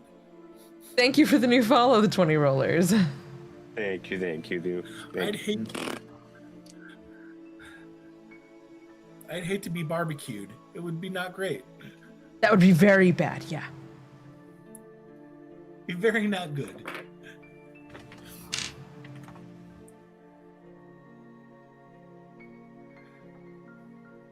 But yeah, you're through to the other side of the door. You shockingly made it unscathed.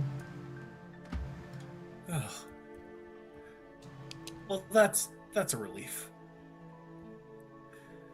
Where's Okay. is that worker like tinkering around like here and here, or he's just literally walking back and forth in this hallway? He's walking down towards that bottom hallway as if he's going to turn the corner and like make a lap. Like he's just patrolling.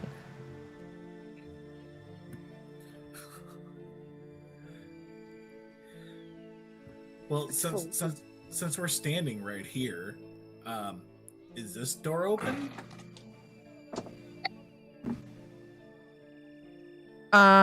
Give me just a second. My iPad decided to panic and closed my good notes. I need to go back to where we were. Look, no one wants a duck kebab.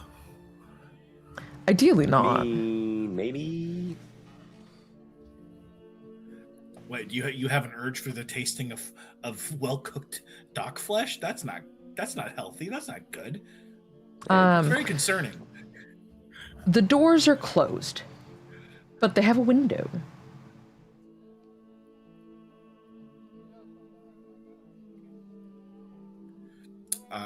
I peek inside the window. A floating feline skull with gemstone eyes hovers above an aged desk strewn with elegant stationery. Deep in thought, the skull chews a black fountain pen in its ink-stained, bony fangs. A sea of crumpled papers is strewn throughout the chamber, and dusty scrolls line pigeonholes along the walls.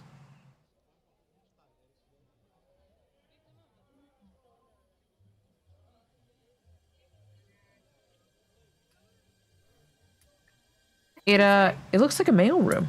I see if the door can open. But the door does open. Oh, good. Yeah, I will walk into the room then.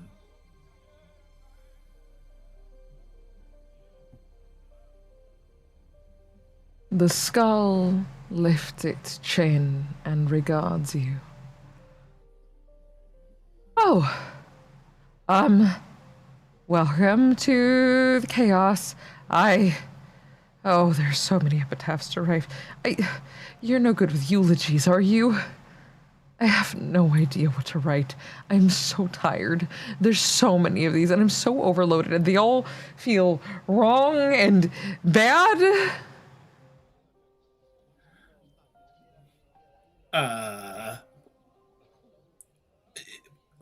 Well, you have to excuse.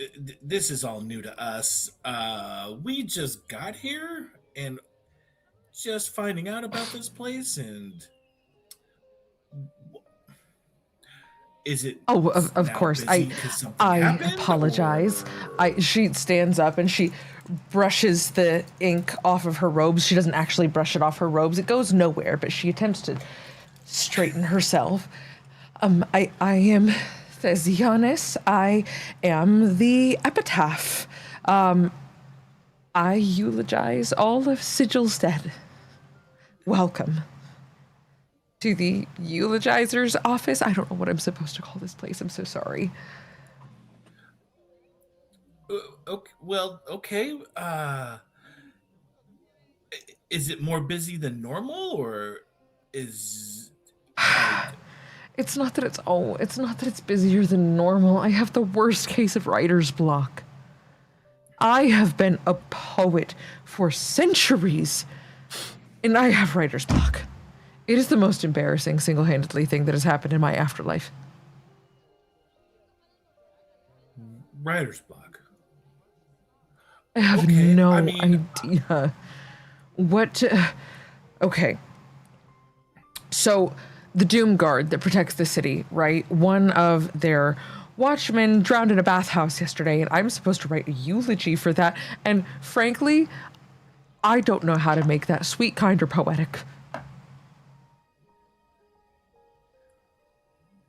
I have nothing. Well, I mean, you could always just lean into the irony of the fact that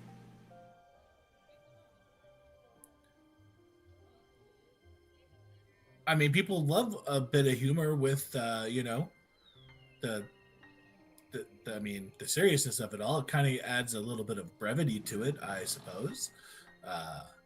Kind of put people at ease and. Steamy bath spells doom for Doom's guardsmen? That feels like maybe I said doom too many times.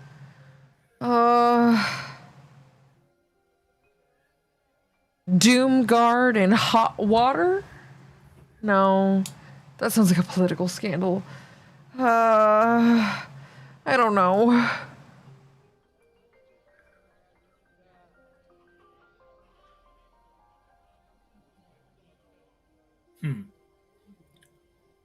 Well, I'm sure you'll get there. You've been doing this for a long time. Maybe you just need to take a break for a little bit. Maybe take some time for yourself. Like like a nice hour lunch or something. Something to take your mind off of work. Maybe get a snack. Oh, wait. I don't have a stomach, right? Yeah. I was getting there, and we're still getting used to this place and still waking up. I guess it's a lot to take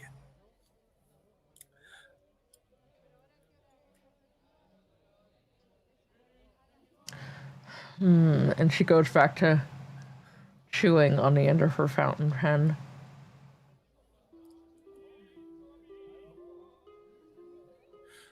But that being said, do you know how to get out of this place?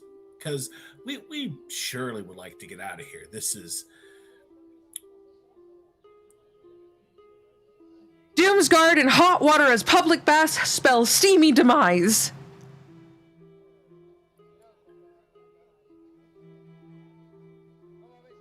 I mean, that does have a ring to it.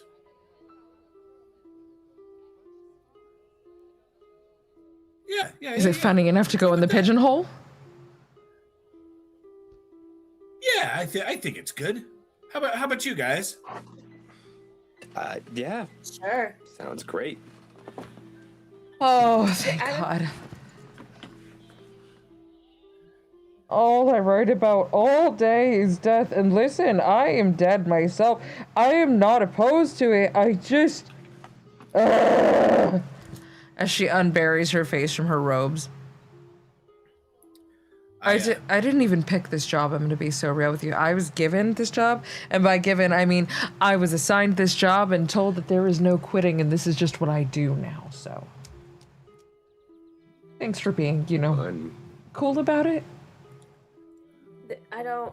I guess I don't understand what exactly she's doing. She's writing like one-liner eulogies and then just sticking them in a pigeonhole, or doesn't like should be meant to like. But I guess I don't understand what it is. It's something different than the eulogy I'm thinking of. Because isn't that something that you like read at a funeral? Which is not really happening here. It's not like an obit.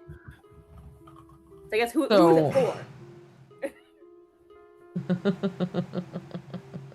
Is that a dumb question? She writes eulogies, epitaphs, and obituaries. In the absence of someone to catalog the dead, it has been left to Thesianus to basically attach last words to their existences in any way that is meaningful, because this is the last acknowledgement that they will ever get without a scribe.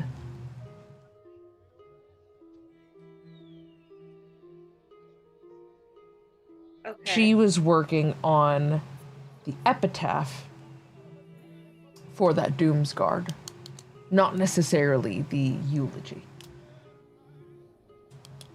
I'm an idiot because I don't know what the fucking epitaph is versus a eulogy.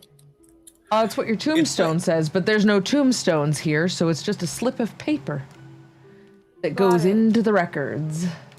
Yeah, that little blurb. Got it. Okay. Think Haunted Mansion style, because she's attempting to catalog to the best of her ability. Here lies dear old Fred, a great big rock fell on his head.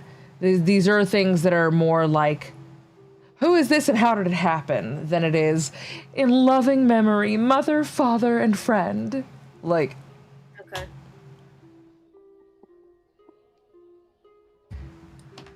She is attempting to pick up the slack where there is no scribe.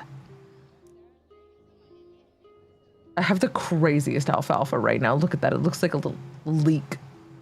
Like a little blue chicken foot. I got a sprout. I like. Oh, go away. I live like this now. You banged that one out. That sounds great. Look at you. See that all you got to do is a lot more, I suppose. But hey, you know what? That's a good start.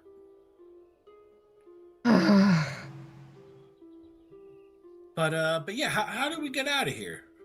This is a bit of a confusing place as any. I feel like. Well, currently this is just where all of the epitaphs and eulogies and death certificates and things like that live. So if you go out of my office, you can either hang a right and a right again and then a left, or a left and then a left again and go straight down to the bone stairs. Excuse bone stairs? Yes, bone stairs. Stairs made of bone. Where does that go? Out to the rest of the city. Oh, okay. Good. Well, thank you. Is there anything we should know before? Oh my God, Panda Jingle! Thank you for gifting subs. Thanks. Look at love that. He's gifted subs to Game Girl, TK Clear, IK Flame, Snowman Sam, and Miss Emotional Ghost. Welcome, new historians, with your gifted subs. Welcome, everybody, and thank you. All right. Is there anything we should know before we walk into the city? Like, Well, I have my own questions about why you don't know what the city's like. But I suspect that I don't need those answers because it would probably complicate things for you, and my existence is already complicated enough, so I think you'll be fine.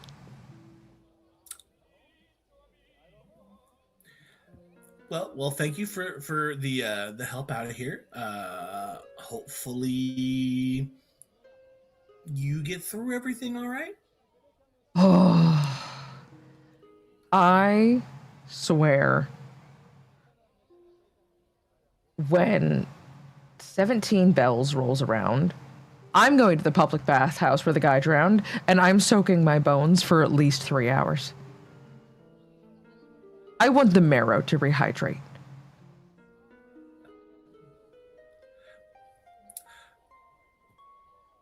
Okay.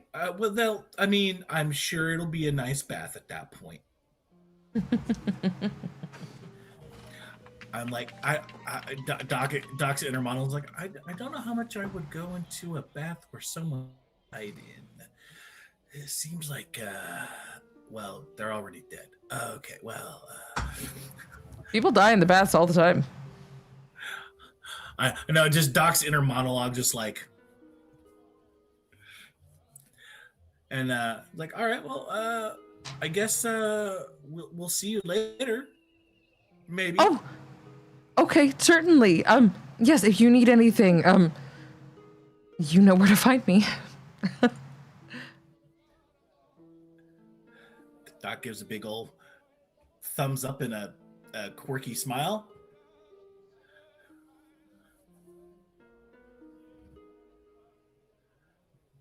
And then heads out the door and starts following the directions she gave to get to the boat stairs.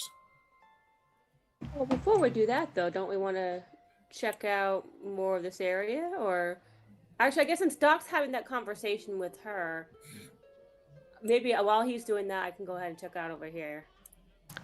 Sure. Let's see here. That looks to be or window.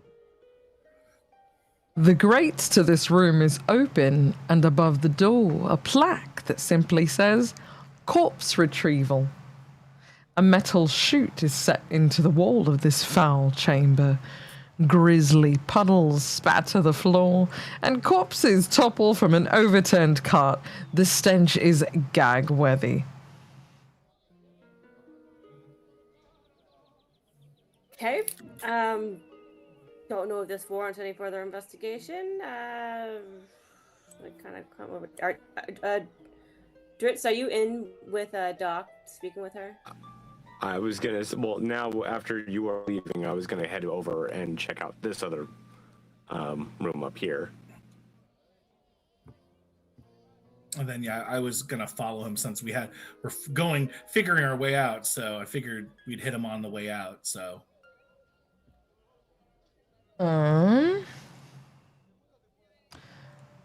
These doors are also open, if it will let me scroll.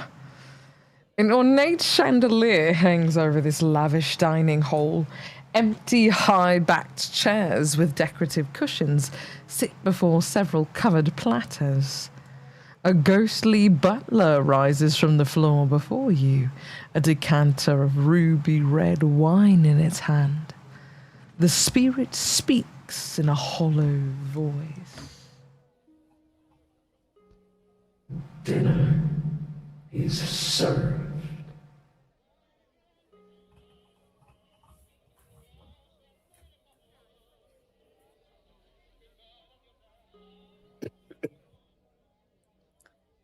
Is he the only apparition in here? Yeah, he is.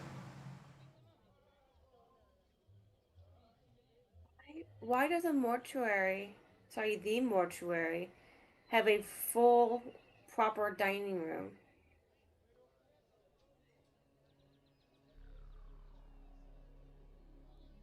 So, I cannot tell you that.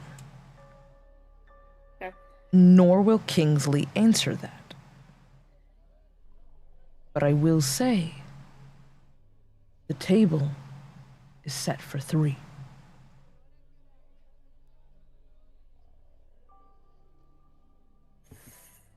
Three more? Other than 3 total.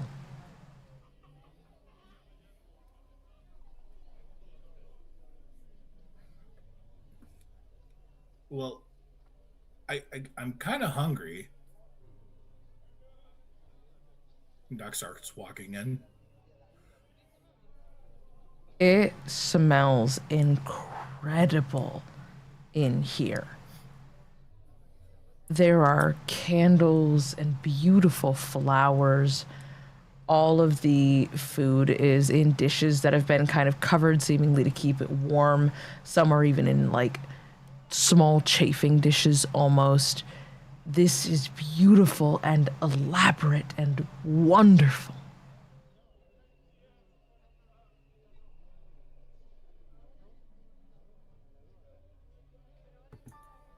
I take a look and see what kind of food is on the table to see if it's actually like what it actually is. As Aren't you a you little, walk over to the table, you find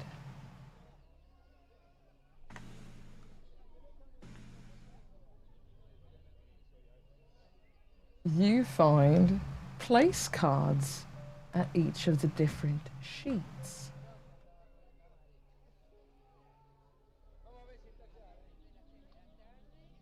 As you find the one with your name and lift the cover. Sorry, it's loading. I'm so sorry. It was not supposed to take this long to load.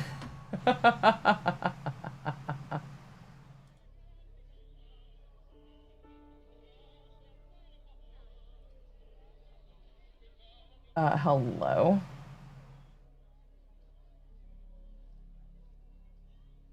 Reload it.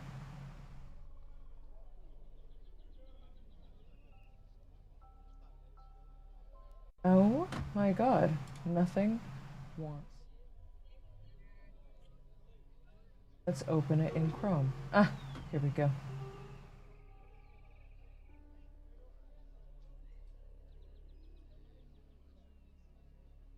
As you open your chafing dish, you find a hearty stew, fresh bread, and a pie of mixed berries with a flaky crust, but also a crumble, and amaretto ice cream. Your favorite meal that reminded you of your father.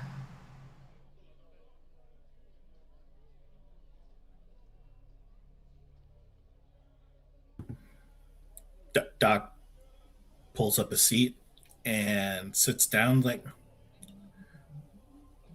guys, look at this.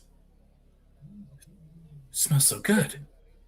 You don't find it a little suspicious that we were in a morgue, presumed dead, but now there's placards with, I'm going to presume the other 2 have our names on it as well, and our favorite meals underneath it.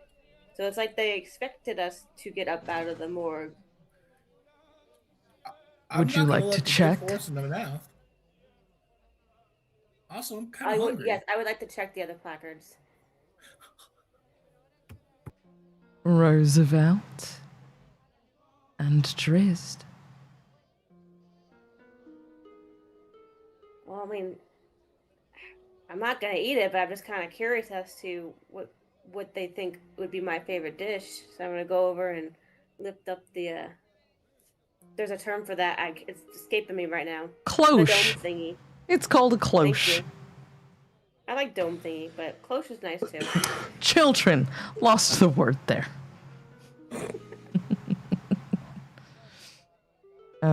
Cool. The iPad is freezing up on me too. We love this. This is my favorite. Everything is freezing on me. Yay! Motherfuckers. As you open your cloche,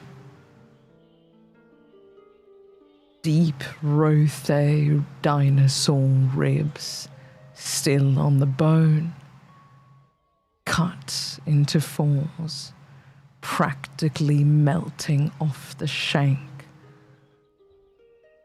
with large piles of potatoes, whipped and mashed together, but still with some of the chunks in them.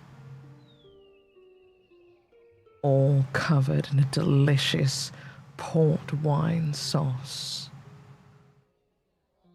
and a chocolate gâteau. It was one of the first real meals you had upon being freed from the slavery of Netheril. It was the meal you had when you got your position at the academy in Waterdeep at Blackstaff. And it is the very first meal you ordered at the keep.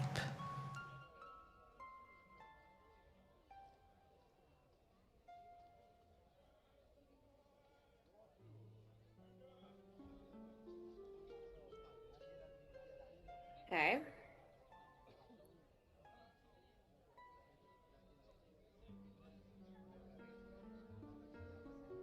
Just you gonna check out yours, buddy, or should I open that for you? I mean, guess I will. Hesitantly. Very hesitantly. Very hesitantly? Okay. There we go. Now it's loading. Thank God. That was going to drive me crazy.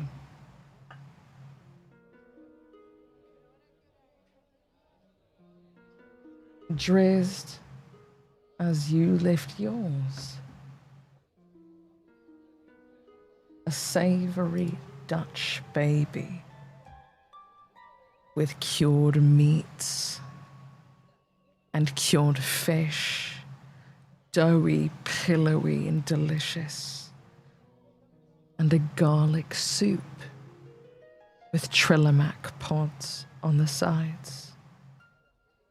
Your comfort meal. A little bit of a taste of home, but also something that was easy and cheap to make when you had none. The black garlic of the Underdark hits your nose, and you're flooded with stories from your father and your father's father about where it is you came from. And you remember the crisp sound of biting into a Trillimac pod and tasting all of the mushrooms and the vegetables within.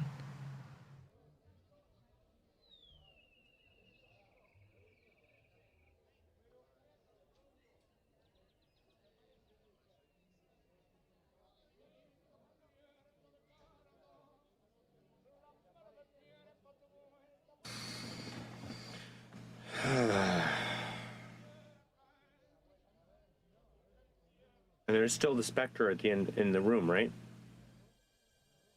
Yes, Kingsley is just chilling.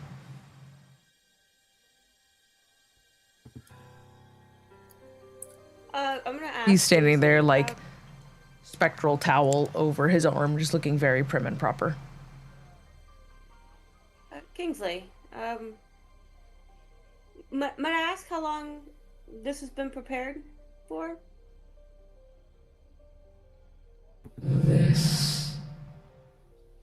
was prepared when you awoke.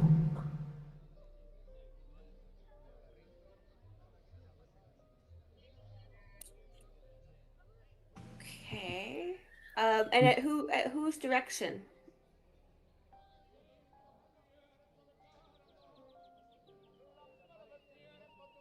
Heralds of the dust.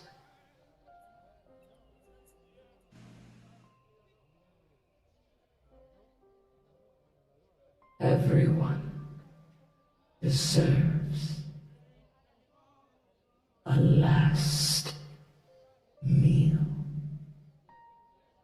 Oh. Oh.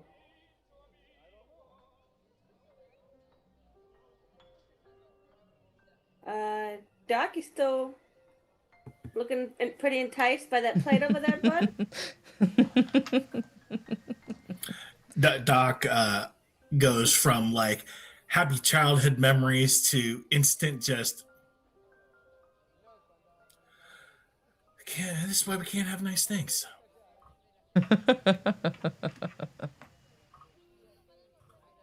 just why you gotta be like that? Why is it our last meal?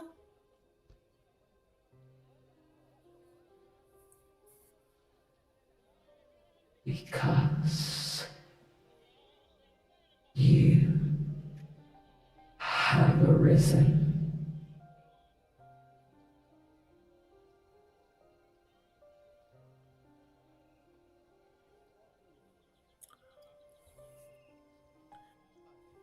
Doc is trying to comprehend.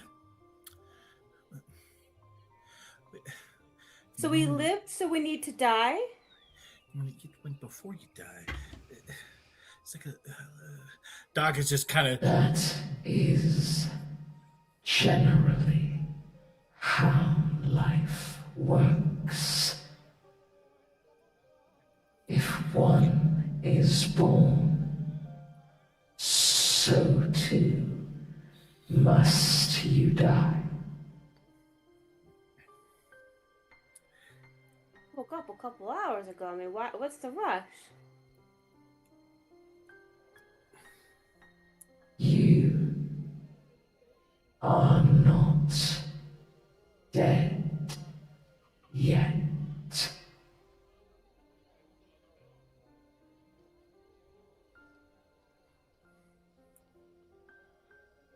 Operating under that assumption, but thank you for clarifying.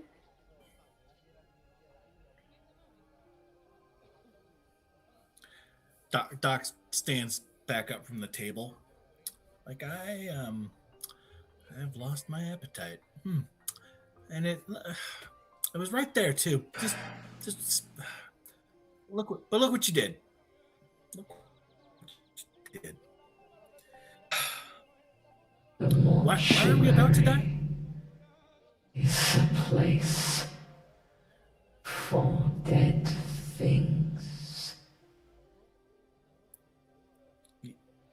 If you are here, surely you must require a last meal. No, I don't think we're dead, or dead yet. It is written. The eulogizer. She has written. So shall it be.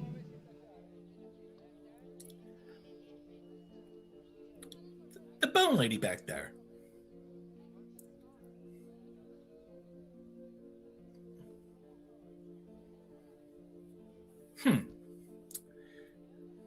Wait, sorry, is it as in she already wrote our epitaphs?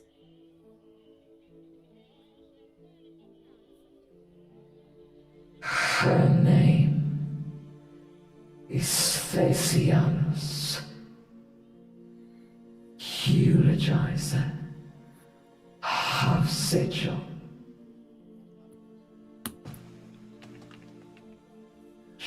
She has written your certificates.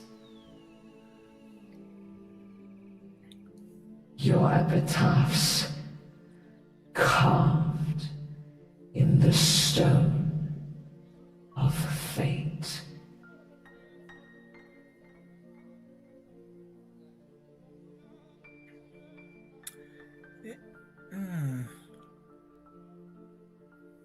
I'm kind of trying to think. I think maybe if we like get our epitaphs back and go,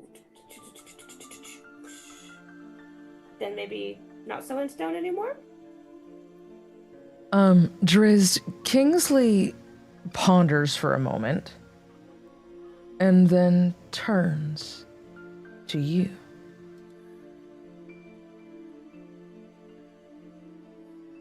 Your last meal was not received,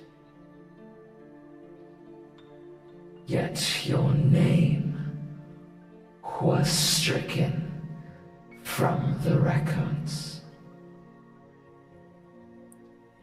Eat, my child, though it is not necessary. A final meal, well deserved. A final day, already past.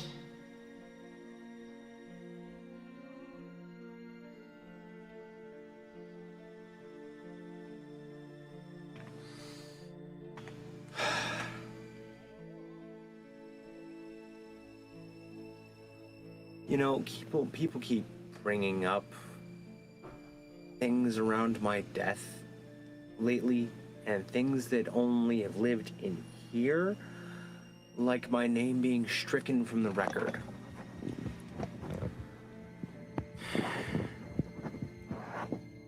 And I really just want some fucking answers around here.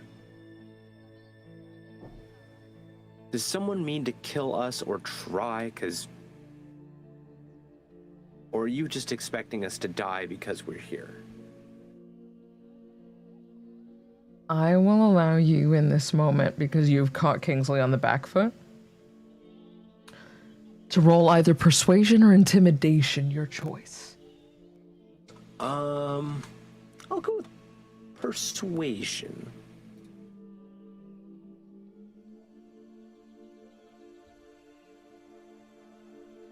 Yeah.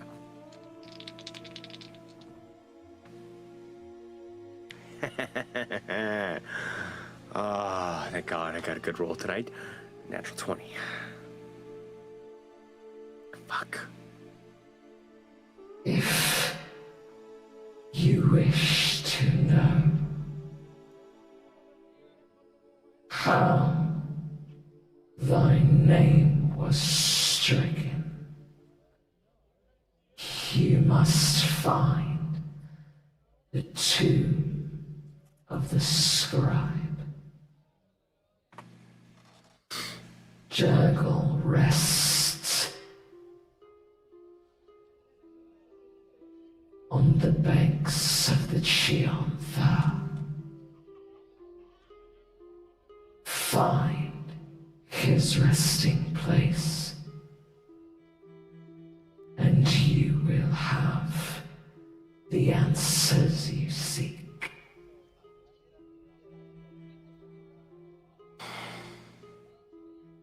All right.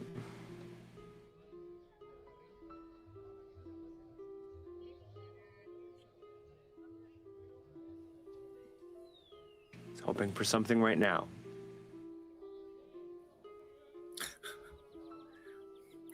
I cannot speak for the scribe or the eulogist or the heralds of dust. I am simply one herald of a butler out on loan. My contract does not extend to your convenience.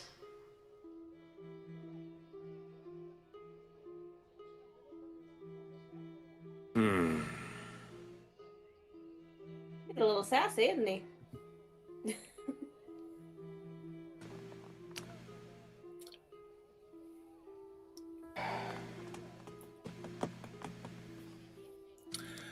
Well, I get up out of my chair and start making my way over to everyone. I'm going to walk past them real quick. And go back on over to the scribe's room over here, and I'm going to peek in just real big, like, "Hello again." Hi. Question. Yes.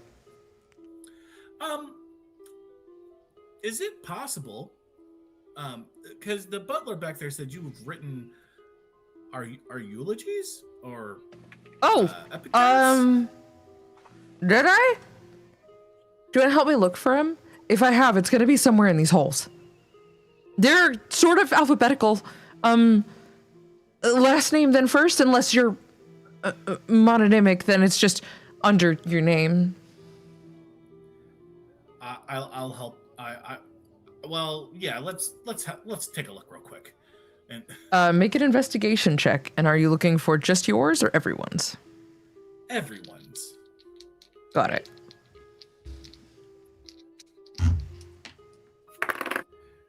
You said investigation. Okay. That's a 25 with hope. Yes, you find them quicker than she does. She's a little disorganized. You're on it. Like, look. I mean, it's a nice system. Maybe we can make some recommendations to make this a little bit easier for you to find if you need them. You know. I suppose that you guys probably, you're standing in front of me, so why do I have those? Yeah, Here, let me see them real quick. I hand them over. As she hands them over, she takes a big red stamp out of her drawer and she inks it in blood before down on each paper. But as she grabs Drizzt's, the ink disappears. It begins to leach out of the page and bubble up, dripping through the air before dispersing. Oh, well, I guess maybe we don't worry. I'll void it anyway.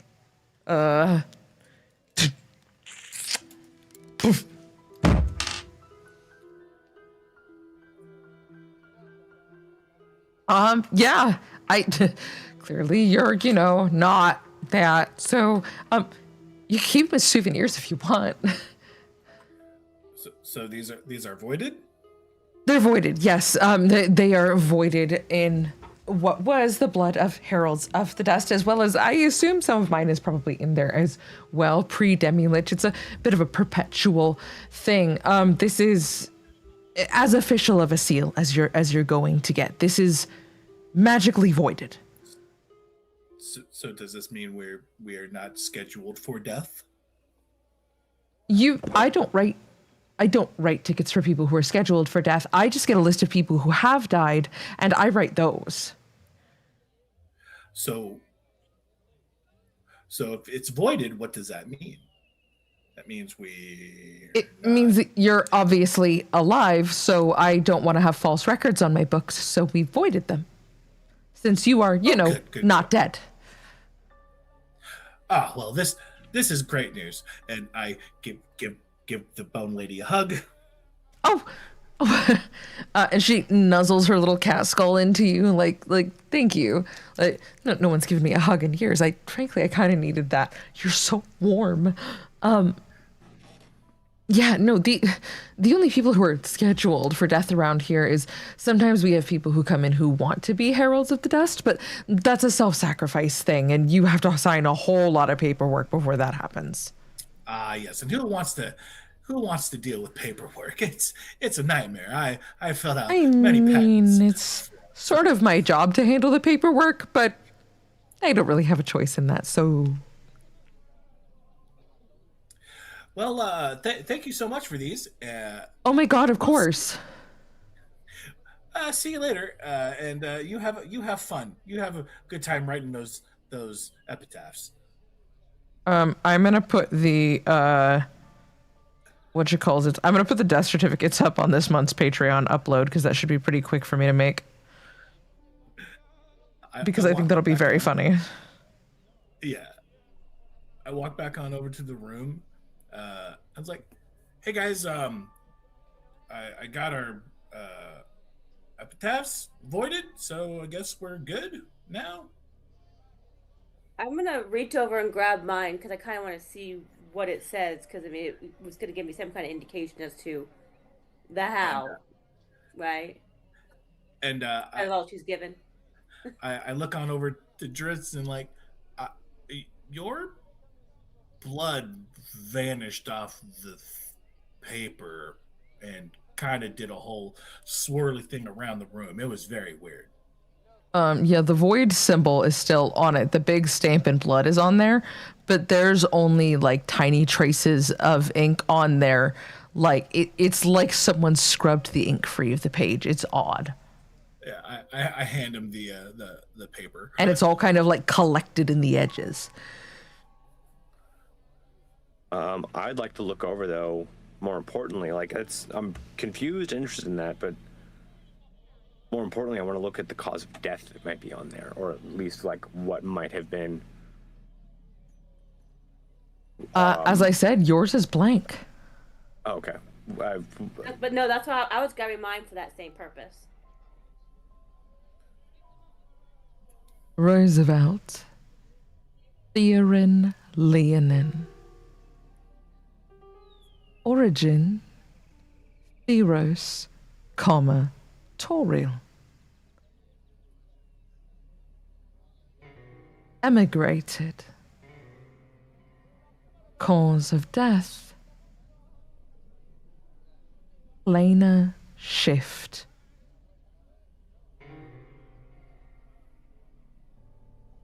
Designation.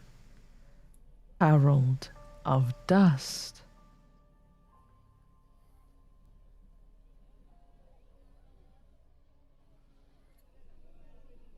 Epitaph. Roosevelt. Lover, fighter, mostly lover. Thank you for the focus up. What's the strat? That word bums me out unless it's between the words meat and pizza. To quote Greatless Lemon. I don't like the word. It's something with like moist.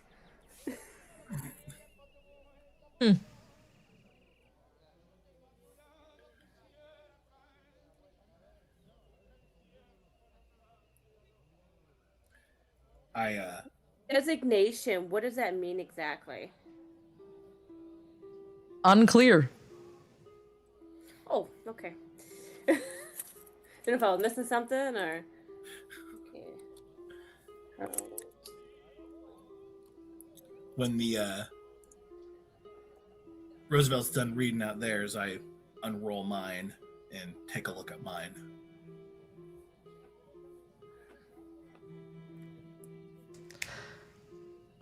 Julius Citrus. Toriel. Origin. Toriel. Profession. Tinkerer.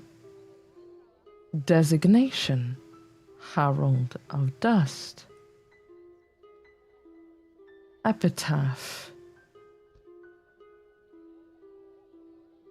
Scientist, not yet mad. Beloved son.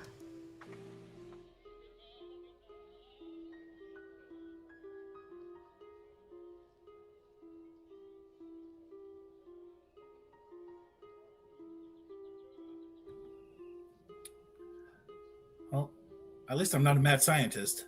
Yet. That's good. But you're still someone's son. Does that... Have tampered with the records. You were designated for selfless sacrifice. Heralds of the dust, you disrespect the order. Leave or be slaughtered. You are not welcome. Well, we were planning on skedaddling anyway, so... And just forgive me, maybe semantics here, but is it really a selfless sacrifice if you were kind of forced into it? I was under the assumption that if, someone wished to sacrifice themselves, that, they'd have a choice in the matter, because that, that's kind of part of... As you are talking, your bodies are lifted off the floor. And you are forced down the hole by a hand unseen, thrown unsanctimoniously down the bone staircase, arse over tits. Oh, we didn't even get to... As the hazy That's all right, I light guess. of the city comes into view, so too does the cosmos. And that's where we're gonna leave it for tonight.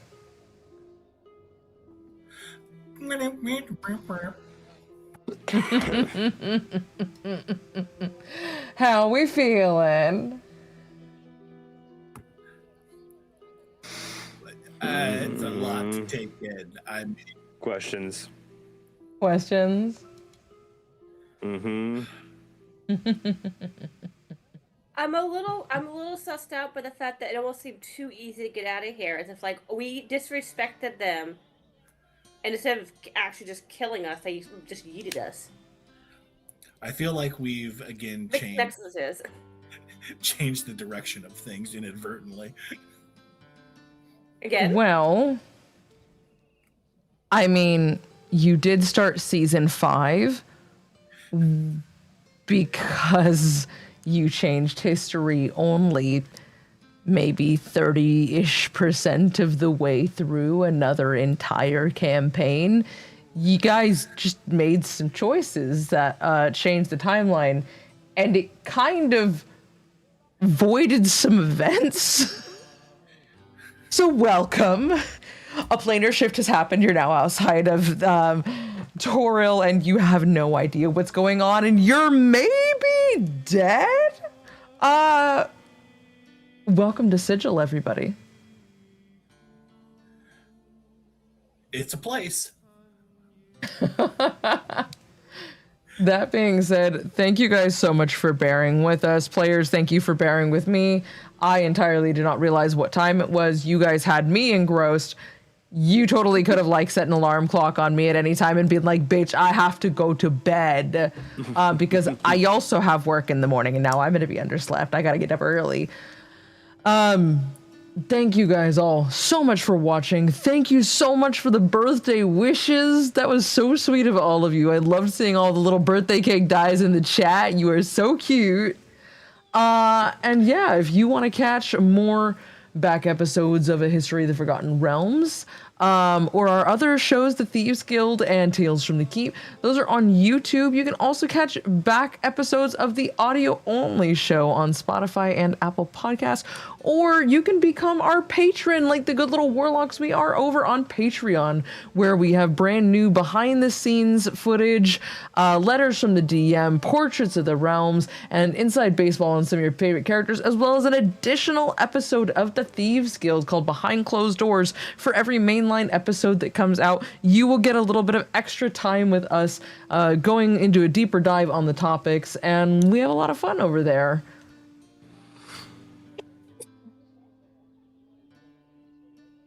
And then, I believe that's mine. Over to Yes. me now. Sorry, I have such a delay that I can't see you look at me until now. Like, I am getting such a visual delay. I cannot seem to fix this issue. It'll be good at the start of the night, and then just get worse Oh, no. as it goes on. Yeah, I don't know what's going on. So, thank you all, everybody, for being here. Thank you to our friends at Syrinscape for the amazing sounds, background music, and sound effects you've been hearing all night. They have a massive library of sound sets, all of them AI free. They are very, very adamantly against generative AI creating everything. They are hiring real artists for everything. And they are plenty of soundscapes for specific modules, different rule sets, campaigns, the works. So even things like Pathfinder and other things are included. They don't pay us or anything. We pay them, but they are amazing. Please go check them out at Syrinscape.com, SYRIN, Syrinscape, because epic games deserve epic sound. So, thank you. And also, I did want to say, because I got called out for this, I was not trying to antagonize anybody in chat. I was just sharing the endearing story of how I had to remind you. I didn't mean to make you feel bad. I didn't mean to make you think that I was actually thought that you were antagonizing or like being rude. I was poking a bit of fun at you as well. Okay. Yeah, we'll be back here on Friday with the library for some Baldur's Gate 3. It should be a good time. We're going to keep running the Gifted Subs promo then for my birthday week. And the next birthday week we have is in July for Stu Bear.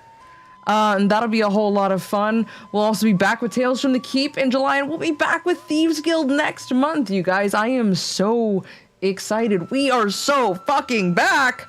I never get to say that, honestly. It's just like, I'm hyped to get to say that. Yeah. Don't forget that we're on a break week next week. So I can celebrate my actual birthday proper, and I've got some work stuff. So we'll see you Friday.